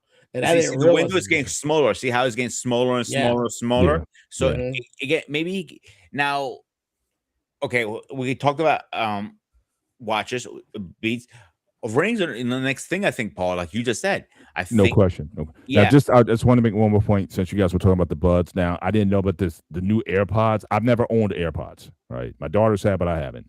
Apparently, the new AirPod 3s, they actually can track your heart rate. So what I was talking about earlier. Oh wow! That they actually can track your heart doing your. So I don't know. Does Samsung or Android offer something similar to that? As far as I know, that's a nifty feature. That is something. Think about it, if you're running. If they do, I've never tried it. If they do have that feature, it's probably on the newer ones. It's probably on the newer ones. It's the latest ones. Came out last year. So again, heart rate centers to track, analyze your heart rate, calories burned, via the Apple Fitness app or third party app. So that's a nifty feature. Now but that's kind of the like I said, the kind of innovation that I think Apple needs to continue in, not just trying to again copy someone else's stuff, but what's going to be the new thing, Well, and like I said, the fact that they went away, because remember for the longest time they were using Intel processors. And then they went out and then they came out with the M processors for their machines. They went back to what built Apple again. The MC68000 chip was at the time, because it was built off a RISC processor, and again it was very reliable. Never had a problem with it. Whereas Intel chips, you would they would burn out or whatever, or they would overheat. You have to take it out, take out the motherboard and whatnot.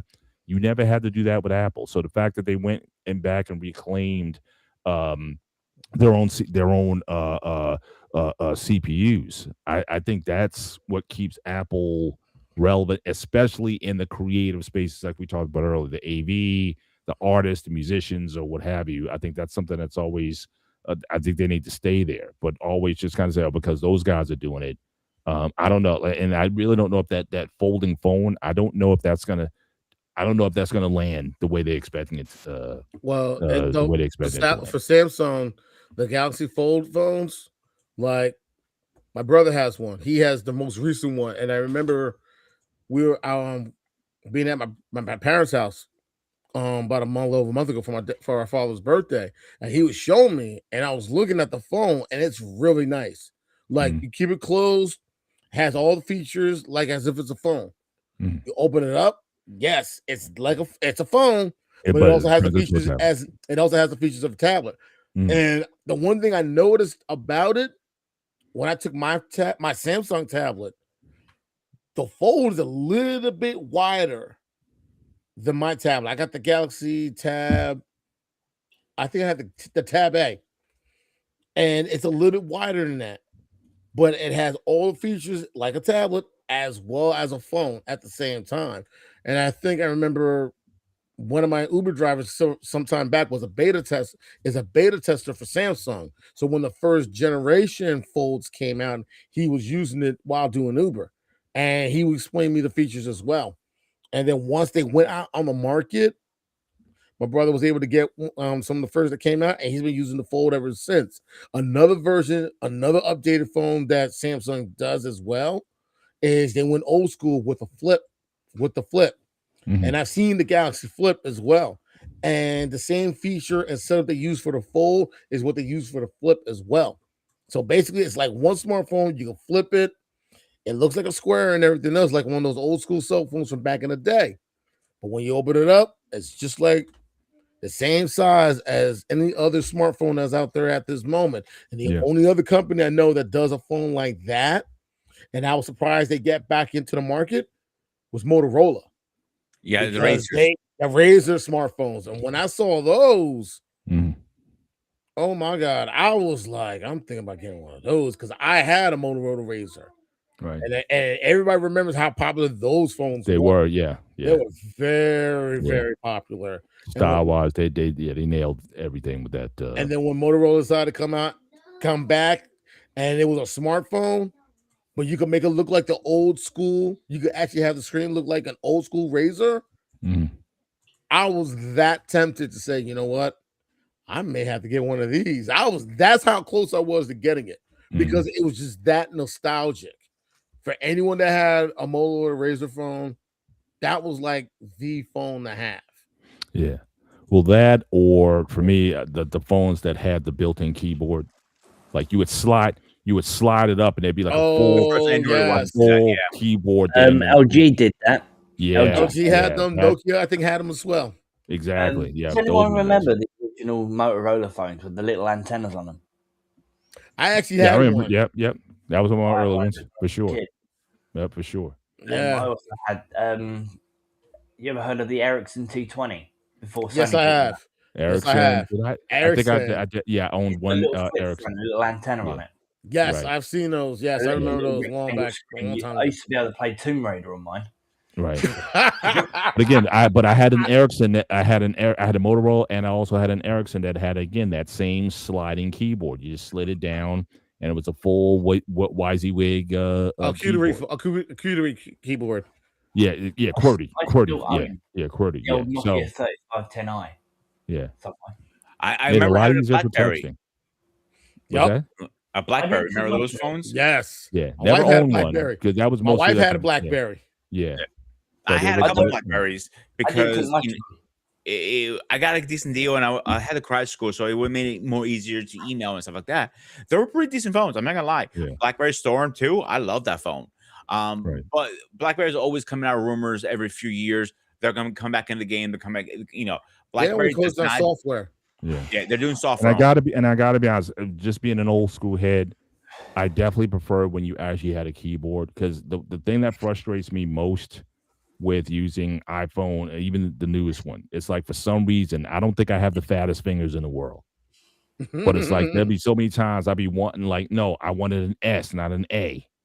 And so these screens they're almost hypersensitive, or they just can't get my I mean, or if they could learn, you know what I mean, like just based on your hand size or whatever, it's like, no, I meant this to be this or whatever, so I can just kind of do what I do.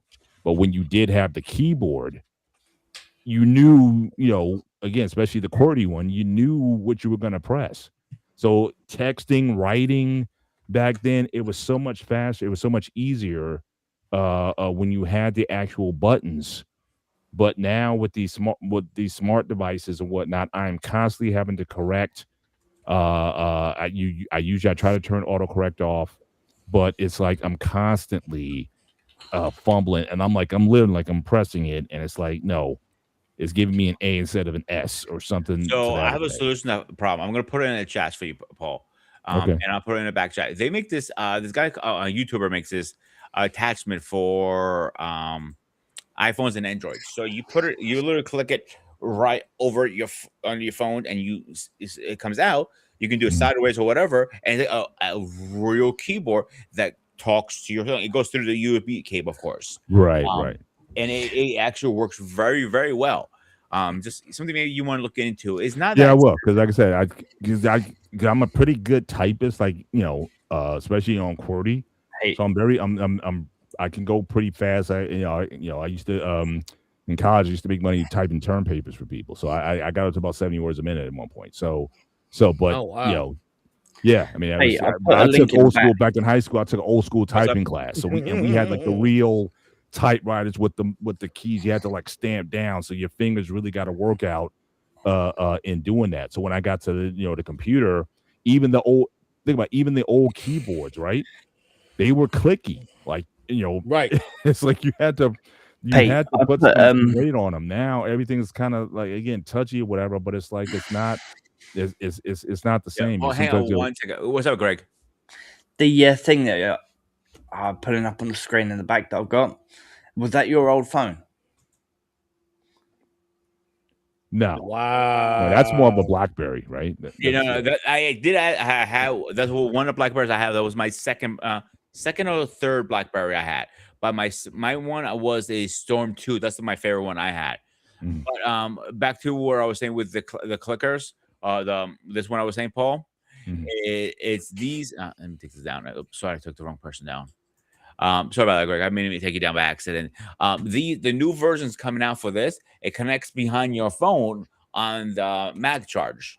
So it talks to your phone perfectly fine. I think you might enjoy that. And you can disconnect it and type away as your phone is over there as you're doing it. So yeah, I mean, check that out. Yeah, because like I said, I'm still kind of old school like that, but I was just a lot more, and I can go like really fast. Like I'm literally having like full conversations with people going, and just like I'm talking and I'm typing at the same time. But these smart devices, it's just too. It's Motorola. I had that one. I had that one.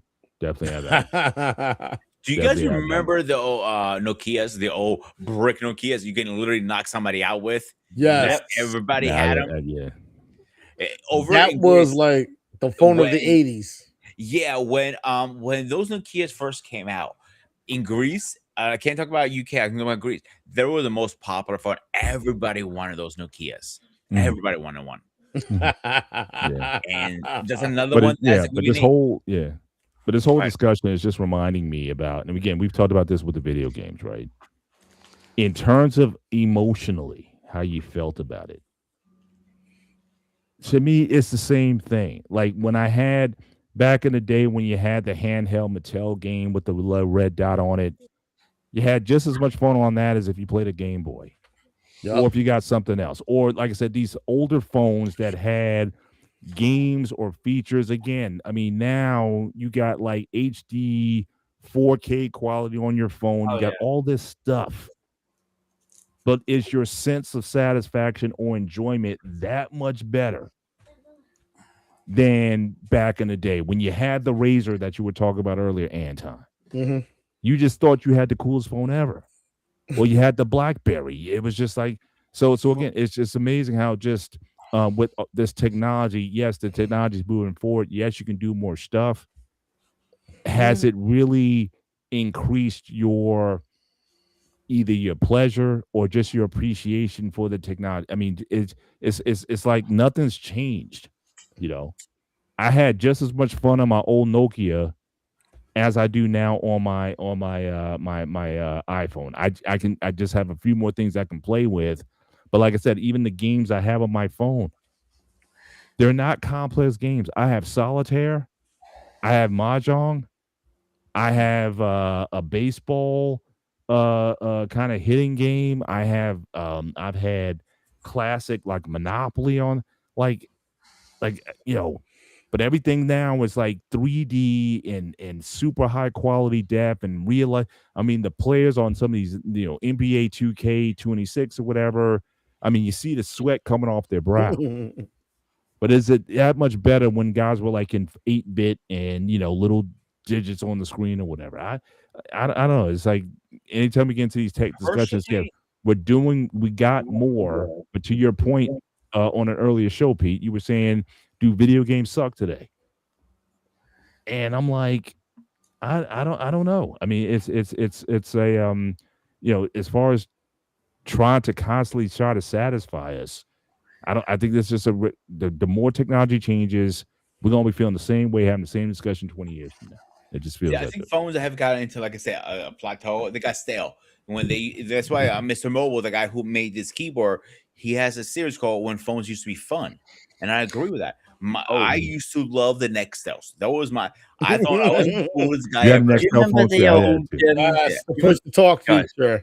Yeah. Do you remember the old antennas that you used to buy that light up on the old phones?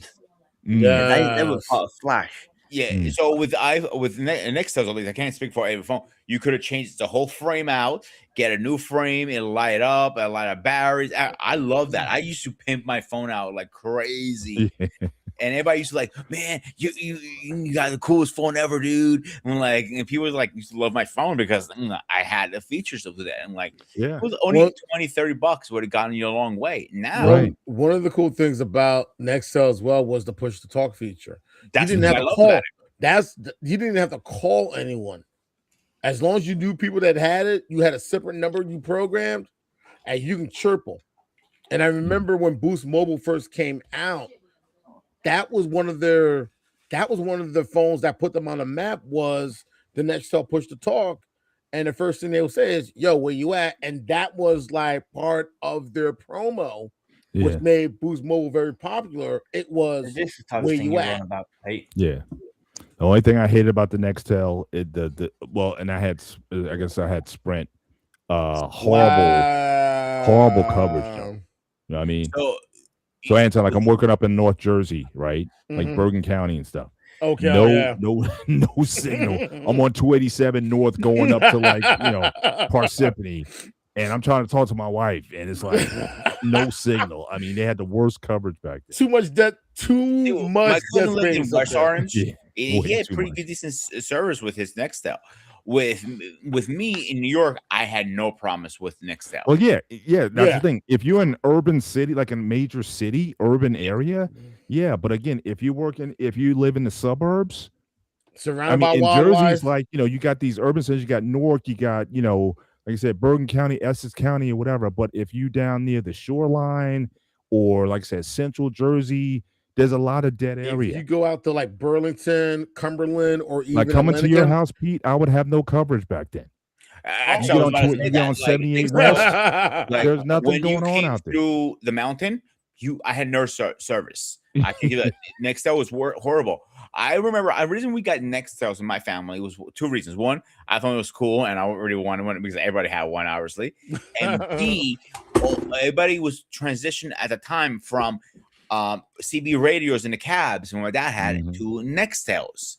And my dad goes, I really need it because I need to communicate with everybody. I'm like, you don't need it, you want it. Do different things. Thank you for bringing that up. That was fun. Me and some guys, we used to do these car road trips down I-95 down to the south. We all had CB radios, and it was so fun. Everybody changed channel to channel 40. Anybody could talk at any given time, and it was just. But we do these road trips, right? And it was like everybody's on their CBs. It was the only thing is, again, just make sure you didn't interfere with you hear the truckers or whatever. So make sure, okay, we're gonna switch to this band over here. But again, even CB radios was a fun time. They still are even now. though you could do more with the phones and everything. But yeah, give me that. They're still out there a pretty good amount. My dad still uses it. I'm sorry. Really? My dad still uses the CB radio. Yeah, really? They're popular still. Now they have the CB, the hand radio CB ones they call them now. Cobra makes it. But here's a funny story. I remember I was going. I don't remember me and my dad were going, and I CB on. He's like, I like to listen to truckers, so I know where the cops are. He goes, and the guy goes on the radio. And he goes, yo, heads up, a dirty pig's on the way. And he goes, the cop gets on the radio like, man, dude, you saw me. You done cursed me at my ass out too. Come on, come here. Yeah, if the cops were, if they were dirty pigs, they would call Smokey. Yeah. Yeah. Paul would probably remember the phone that I put up in the back if you want to have a look from about 100 years ago. Was that fucking old dude? I came to the game late. I probably got my first cell phone maybe like 92, 93, something like that. So those phones were made popular by Zach Morris and Gordon Gekko. Well, also was that Paulie Dangerously? I don't know if you remember the old WCW when he's Paulie Dangerous. He'd be on his phone, and then he would always attack somebody in the back with the cell phone. Bro, my father's first phone was a car phone. Oh man, was that the 70s? That was from Pimps and Max back then. Hold on. When they brought the car phone out, was that the 70s or 80s? That was the 70s. But you had either high-end government officials or celebrities. You'd have your pimped out Mac car or something like that, because you had this big box that was in there. But again, you drive and you pick up, and the handle was just like a regular phone, like in your house at the time. Correct. But that was like certain people had those kind of phones. It wasn't for the everyday person. So my dad at the time, he was driving limos. So the Crown Vics, if you remember those back in the day. Oh wow, yes. Yeah. So he got one. So my dad was a little stupid because he didn't put it next to him. He put it on the other side, and he goes, he had to pull over, do one of these things, and we're like, and he never used it because it was expensive to make phone calls with those damn things. They weren't cheap. Yeah. Also, I remember, and Mr. Bennett, you're probably gonna remember the movie. Remember the movie Running Scared? Yes. All right. There's a part and Billy Crystal, right? Yes, there's a part in the movie they commandeered Jimmy Smith's Mercedes, and he actually had one of those phones in the car, and it was hooked up to the car because a lot of those old Mercedes back in the day, like in the 80s, at that time, even into the 90s, into the early 2000s, because my mother had a 2003 Mercedes that still had that setup where you hooked up the phone, and anytime you needed to call someone, they actually had a setup right by the radio. And actually had a phone display where you could type the number in. You just press the phone option on the phone on the dash, and you could type the phone number in and make a phone call with it. As long as you had a phone hooked up in there, if you needed to call someone and you couldn't get to the phone, you press the phone icon on the I think it was on the steering wheel or somewhere on the dash. You typed it in, and that was your mobile phone also. Yeah. Yeah. See, here's the thing: what people don't understand: phones were evolutionizing when they came mobilized. Yes. Because before you needed a pocket of change with you at all times because the payphones were your best friend, or the push one, and you're trying to stay away from the phone because you know what diseases that damn thing. You know how many people were using it. Nobody cared about it back then. We were tougher. I agree with you. We drank water from the hose, man. We didn't care about all this stuff. The only Our time you immune stayed systems away were- from it, the only way you did this is because if it stunk. If it stunk, you did this. Other than that, you didn't care. Yeah. And it was horrible. The speakers was horrible on there. Like you can barely. And that's all you hear. And the funny part about that to me is you walk into stores when some of them rarely have them. I remember walking with somebody with my friend's kids, and and they looked at it like, "What's wrong?" They're like, "Is that an antique or a dinosaur?" They looked at me. I'm like, "What the fuck?" I'm like, and the father goes, "Well, son," he goes, "This is how we used to phone." Like, what games do you play on it? Like, you didn't play games on it, dude. Oh, here's a fun fact. The movie Payphone with Colin Farrell. Yeah, I remember that. Yes, that payphone they used in the movie, that was the last working payphone. Wow. In New York City. That was the last active payphone and phone booth in New York City. After they filmed the movie, they took it out. That was the last working one. Do you remember the old red phone boxes in the UK? Yes, I remember seeing those. Yeah. Well, there's two of them in Brighton by Brighton Pier, and they turned them into little shops. Yeah. Really? I remember somebody was telling me you had two types. You had the traditional red ones that was a regular payphone. Yeah. And then you had the blue ones that was a police call. Yeah, it's like the TARDIS from Doctor Who, right? Yes. Yeah, but in Greece, I don't know about UK, when the phones were transitioning from quarters to cards, it was a thing because they were breaking into the phone booths and stealing all the money out of it. So you had to get a card, like a credit card. You load up your money and you plug it in. Then you wait. It tells you your balance. And then you dial your number you needed. Like, and everybody was keeping those cards on. I'm like, I looked at them like when I was in Greece when I first got. I'm like, where do you put a chain? My grandma goes, you don't put a chains in this. He goes, you had to. Yeah, it was one of those. It was one of those things. Like I'm like, again, this is evolution for phones. Wow. Yeah, I thought they turned them into shops, but they closed them down now. Wait, are those the last two in all of Britain? No, there's probably a few more, but that's what's left of the public payphones in Brighton and Hove. Wow, that's awesome, unbelievable. And this goes back to our original conversation. Now we went from from dial-up phones to digital phones, and now does it really make a difference which one you go with anymore? I think it's past at this point. The difference between that and the digital ones is digital or HD. The big difference. But my question is, great. You didn't answer my question. Does it really make a difference what brand phone you get now? I think it's as far as our ability to perceive, because again, I can pull up the stats. I did pull up the stats on, the iPhone 17 versus the S25 or whatever. And again, it's resolution, it's pixels, it's MIPS, so I think a lot of these differences are, unless you're the diehard phone file, it's like the differences are almost imperceptible to 90% of the population. So again, I think that it's going to boil down to what your comfort level is. If you're comfortable within the Apple universe, then you're going to be, you have no reason to leave. Likewise, if you're in the Samsung or Google universe, no reason to leave unless there's a business function or something where, the phone offers something that you can't, or you're part of a network community which is easier to communicate with.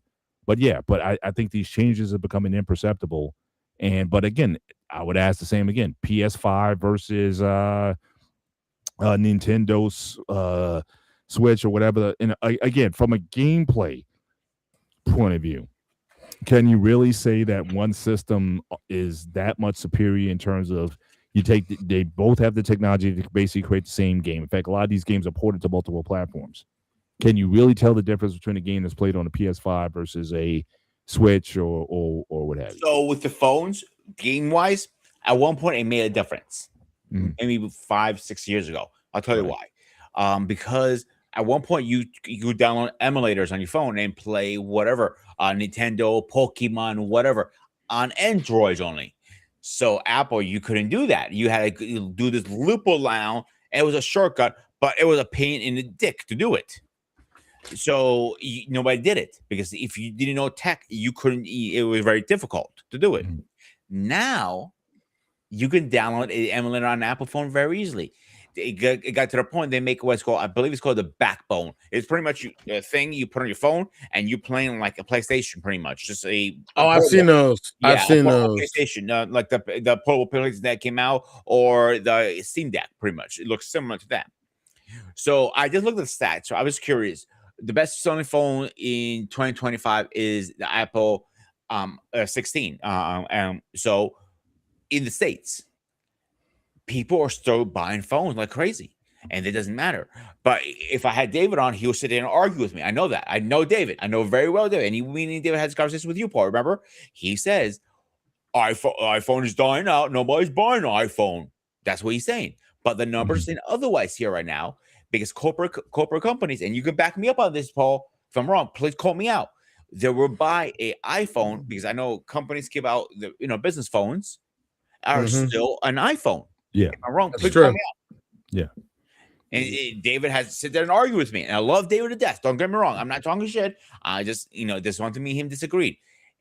I know he's a tech guy, but end of the day, the numbers are showing right now. And I will actually blow this up right now for you guys. No, that's the actual truth, because my job, the majority of the managers or those in management, when we're getting rid of the Blackberries and they start switching over the one phone, a majority of them went to had iPhones. Ironically, I knew one manager who was able to get a Samsung work phone, and how he was able to do that was what most people didn't know, where the company will get their phones from.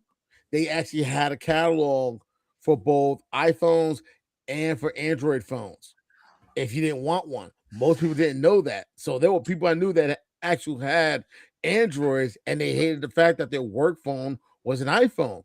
He found a way around it, was able to get a work phone that was a Samsung. And a lot of people didn't realize that until I think sometime later. But most companies, you're always going to find them using iPhones. For whatever reason. One thing I realized with corporate companies now, they're going in a different direction. They're not giving you phones. They'll give you a credit increase, they call it. I don't think that's what we call it at my job. So pretty much they'll pick, say you're making whatever you're making, they'll throw you extra $100 and you use your personal phone as your work phone. But if you see the numbers here, iPhone 16 was the number one phone rated between 25 and to 24. 16. And 16 Pro Max, the 16 series has been the number one rated phone right now. And same thing for 24. The 15 Pro Max, I have personally, is the second bestest phone. So the numbers don't lie right here. Again, I love David again. Don't get me wrong. I'm not trying to talk shit about him, but I know we will have these arguments multiple times. And you've been there too, Paul, when we argued about it. Yeah. But like I said earlier, I mean, the one aspect, again, the security aspect of the iPhone, because again, a lot of these other phones have gotten hacked. Actually, and so if you're in a corporate space where you got major information, why would you go with a phone that that has a history of being, whether it be Google or Android or whatever? If these cyber attacks have come to pass, then it would make sense that you want to go with an iPhone. I mean, just from a security point of view. But also, here's the thing. Apple actually had to update a good number of their features, because I remember reading a story. There was this one person, this guy, he was arrested for stealing iPhones. And what he was doing was he was basically taking people's iPhones. He was pretending to be a record producer or whomever, talking to a person. And what it was, when he was chatting, the person was like, hey, let me get your number. They would hand over their iPhones. He will go into their phone and he will literally hold it hostage, basically saying he will go into their phone, Wow. And what he was able to do was he was able to go onto their banking information, move all their money out of their accounts into some Cash App accounts, set it up, put it in some bogus Cash App accounts, some bogus PayPal accounts, and everything else, do everything, give them their phone back, and they wouldn't know that we were robbed. Or he took their phone altogether. He would rob their phone, tell them to turn off the Find My iPhone feature. Had them turn it off. Where were these encounters take place? This was happening in Minnesota. Like he was meeting people like in bars and clubs and everything else. Yeah. And he admitted he was found guilty. He got 7 years and everything else. And he admitted he What, pled guilty. 7 or 70? 7. 7 years. Okay. 7 years. He pled guilty. Wow. They're actually doing that over here in London. They rob your phone and they resell it back in the phone shop. Yeah, that's what he was doing. And what he was doing was he admitted taking out from a number of people's accounts close to well over $2.5 to $3 million. Wow. From their iPhones. And I remember the reporter was asking when she was doing the interview, why don't you do the same thing with Samsung? She's like, yeah, you could do that with those too, but they're a little bit more difficult to get through. The Samsungs were. The Samsungs were a little bit more difficult to get through, but no problem with an iPhone. Right. And once he took the phones, he would take it to certain spots and he sold it for maybe like $200-$300, maybe like $200-$300 on top of whatever money he took out of their account. And because that's the point out, because one thing I also realized, Apple phones hold value a lot better than Samsung too. That's a big, huge difference when companies are buying phones and they're going to trade them in to update them. They're still getting a pretty decent value back. You know what I'm saying? They're not going to get their jack money, but they do hold value. Right. They do. So let me ask you. Go ahead. Yeah. Oh, I'm sorry. Go ahead. Well, do you guys have it? Because I did go, and I think Lost got me on this also. I got NordVPN. So certainly when I'm traveling, I definitely activate. Now I know the iPhone that has it's a VPN, but I don't know how good it works. But I did put NordVPN on my phone, and anytime I travel, especially because, like you said, a lot of those robberies happen when you're at the bars, the restaurants, the lobbies, is when a lot of these hackers try to get you and whatnot. So I just put that on. I haven't had a reason to need one yet, but if I was traveling more out abroad, like you are out of seas, I'll probably get one myself. But right now, I'm only traveling definitely out of seas. Country. Yeah, when we go to Puerto Rico, I'm gonna definitely have it on then. Because my traveling right now is mostly locally, meaning New York, Maryland, DC, Virginia, nothing crazy. Yeah, airport, any place where there's just a lot of people. I feel I feel a lot more safe just having that feature on. Plus, again, depending on where you're at, you can log in or mimic like you're in a different country. So, like if you got like a Netflix or whatever in that particular country, you can. It's easier to get into certain accounts or certain information that you can see and can't see depending on where you're located. So another one that's really good I heard about from another content creator here. He uses something called Surfshark. He said he uses that one, and what that does is it generates you a totally different identity, and you can say you're not from the country that you're from. It's called a VPN, dude. Say again? It's called a VPN. Yeah, it gives you a different VPN saying that you're located in another country. Like you could be in, like Craig's case, you're in United Kingdom, but you could set the VPN on it saying that you're in, say, South Africa. I use two of them. And it'll give you a different identity and everything else, different name, different location, phone number, date of birth, the whole nine. It literally like screens. It literally gives you like a different identity that way. Say again? It doesn't. It doesn't? It doesn't change your name. It just changes your IP address to a different country. Oh, so that's all it does. Yeah. They're both similar. That's different. They're both similar programs. That's different, different companies. That's all it comes down to. Okay. We come close to the end of the show. Let's get our final thoughts in. Anytime you want to go first, Paul second, and I have Greg finish up, and I'll finish my final thoughts in the end too. All right. Let's get this up here. Yeah. And here you go. All right, my final touch is a lot of people, it's always going to be about preference, whether they prefer using Apple or using an Android. Me personally, I've always felt comfortable with Android because, like I said, I feel more comfortable with it because I feel like you could personalize it more. You can make it a lot of better that way. And I feel like some of the features that you could do with a Samsung, you can't do with an iPhone. And one of the things that I like to do with my phone, I have no widgets or apps on my home screen. And I've been doing that for quite some time.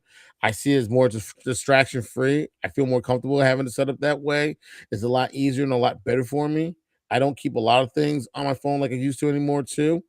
And another thing, I feel like you can't do that with an Apple, but I know some people who feel comfortable with Apple because of the software that I will respect them for. But the one thing I've always liked about Androids is customability. But nowadays, it's all about preference because some things that you could do that you couldn't do with an Android, you can do, and things you couldn't do with an iPhone, you now can do. So to me, I just feel like it's a preference on what you feel comfortable with, what you're willing to work with, and that's just about it. And I think what it is now, a lot of this technology that we have now, instead of being solely dependent on it, we have to learn to use it as an extension of who we are. So, other than that, I just think whatever you feel comfortable with, whatever you choose to do, that's what it is. But it also shows how much cell phones have changed over the last 25, 30 years, maybe the last 35, 40 years. So I think we feel a little appreciative from a lot of the old stuff because it was simpler and it was easier. But I like this technology now because I think it's more accessible. So I feel like if you're going to have this type of stuff, use it wisely. And that's all I got to say. Those are words we're thinking about. Thanks. You're on mute. No question. Certainly, I think the divide between these devices has changed greatly. I don't know why I'm looking blurred out, but certainly the divide is not as big as it used to be. So again, wherever you're comfortable. Again, most of the tech has the 10% who really like to get under the hood and really go through all these customizations. I think that's just a hobby and pastime in and of itself. But for most people, it's just about security. That's why I think I may still lean on Apple. Again, very few data hacks, very few security issues that you've had with the phone. Like I said, the only thing is, again, battery life and things of that nature can get worn down over time, which is, like I said, which is why I changed the setting on my phone. I only charge my phone to 95% instead of always charging it to a full 100, try to extend the life out. Hopefully, this will be the last phone that I will need, certainly for quite some time. And I guess I'll stay team Apple. But look, I drink Coke and Pepsi, so again, I'm really not so into someone's camp that I can't appreciate what other devices that people use. But yeah, Apple does it for me, so that's all I got.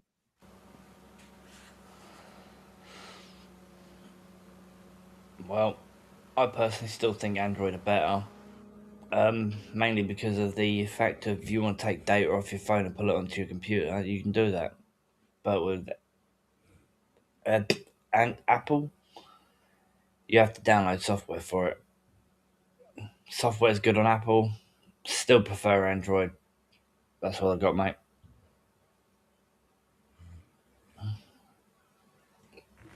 All right, thanks guys for coming up today. It was a great conversation, I think.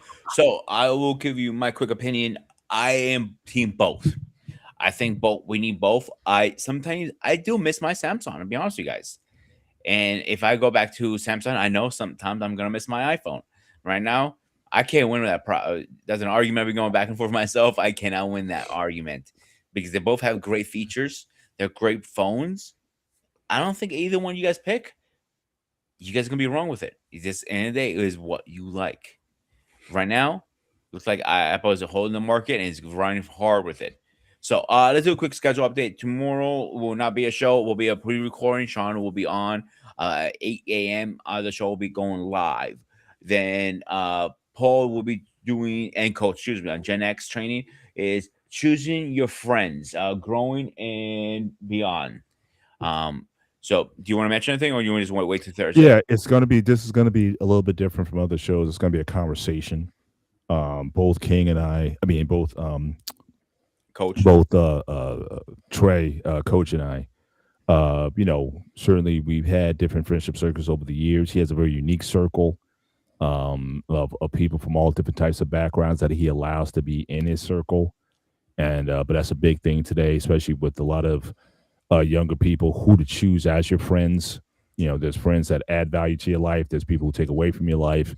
In a recent conversation, I was even more inspired by the show because I listened to King and Michelle's show the other night, and they were talking about friendships.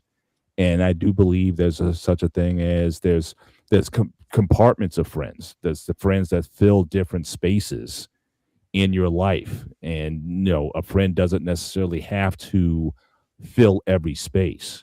And so this is going to be much more just as a conversation based on our experiences with the different types. Because certainly with me, and it's just I'm even seeing this in my family now. We have my daughters; they have compartments of friends, meaning if you try to get two different sets of friends together for a function, sometimes that could be a problem because of the difference, because you're multifaceted in your personality. And so you can be in certain rooms, in certain spaces, and you develop relationships there. But that doesn't mean that one group over here is necessarily going to vibe with that group. And so I've seen that in my kids' life growing up. I've certainly experienced it. There's certain occasions and functions I'll have that some people won't get invited to. And it has absolutely nothing to do with how I feel for them. It's just the vibe, because I'm one person and I got to spread myself across a room of a bunch of people. So I would rather do multiple parties or engagements than try to get everybody together at once. So again, how do you navigate the different types of friendships that you can have in your life? Who is good to have in your life, and who is some people, the word toxic is used a lot. So again, some people you may have to cut out of your life, or some people come into your life at a certain time. So again, very much a conversation, and it's going to be free flowing. There's not going to be any preset questions. We're just going to talk and just kind of share our perspectives on, how we've been able to navigate this over our lives. So definitely looking forward to that. A little bit different than we've done in the past, but hopefully a very deep convo looking to have a coach. All right, looking forward to it. And on Friday, we are back with Wrestling Talk with the Spartan. Obviously, that's me. And my two co-hosts, Anton, who's sitting right here, and Wally will be with me on Friday. And Saturday, this is a show I've been looking forward for a while. Zorro, hero, legend, or just a man in a mask. I think that'll be a great conversation. We are having a great area this Saturday, and Sunday. And yes. Next week, go ahead. Let me just read. And we're going to be talking about. So the last show we talked about Valentine's Day. Is it romance or ripoff? Now we're going to talk about wedding rings. Again, is it about romance or is it a ripoff? Or don't lose your ring. So we're gonna have that convo. Do you need to spend 2.5 months of your salary to buy a ring, or will just a washer from a plumber, would that be it? Is it about the ring or is it about your relationship? So again, we're gonna have that conversation and chop that up as well. Easy answer. It's about the relationship. Next week's show on spoiler. Arena. You're such a spoiler, dude. I mean, you just can't take him anywhere, man. Oh shit! Hey, these are fun to wear, man. Trust me. All right. So next week's show on Spartan Arena, we're talking about. Probably ready for this one? You might. We're gonna argue on this one. I already know we're gonna argue on this one. Karate versus boxing. Disciplined. We always argue about this. That's why I say that. Because he has. That's why. Yeah, because most martial artists can't fight, but that's another. Oh yeah, put me in the ring. You see what happens, buddy. You're like, this is a guy who never trained in any discipline. Talking, he's running his. You will never find a guy that does boxing and ever be successful in MMA. Name a boxer. Name a boxer that's ever been successful in MMA. I'm sorry. I was always wondering what MMA is. Mixed martial arts. Thank you. You're welcome. But see, but I'm not even putting. But see, I'm not. That's not even a fair. I'm not even putting mixed martial arts in there because that's not fair either. I'm talking about your traditional karate, kung fu, hapkido. You know, the traditional martial arts, mixed martial arts steals from boxing. So again, that's the point. Just like it steals from wrestling. That's the point. If I'm going to be in a fight, you're much better off having a wrestling background or a boxing background. In the streets, you don't trust in anyone that does Muay Thai, Krav Maga, Taekwondo. In the streets, give me a wrestler, give me a boxer.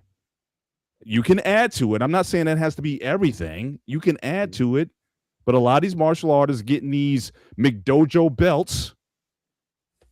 See, that's where your problem is. You talking about these McDojos. We're not going there tonight. so again, if you want to talk about that, where's this discussion? Where's this discussion? Next week, next Tuesday night. Oh, we got a great discussion. I'm calling you out right now. I am calling you out, Paul. We're gonna have a great discussion next week. Next week on this channel at 9:30. Me and you going mano a mano, blow for blow. All right, this is a call out. I want to see that. Antoine, you got to record that. Okay. Yeah, I'm calling Actually, you no, out, Paul. live stream it. Mr. President, I am calling you out right now. For next Tuesday, 9:30 on this channel. Let's see who. Anton, you're the judge, by the way, next week. Oh, yes. I will be impartial.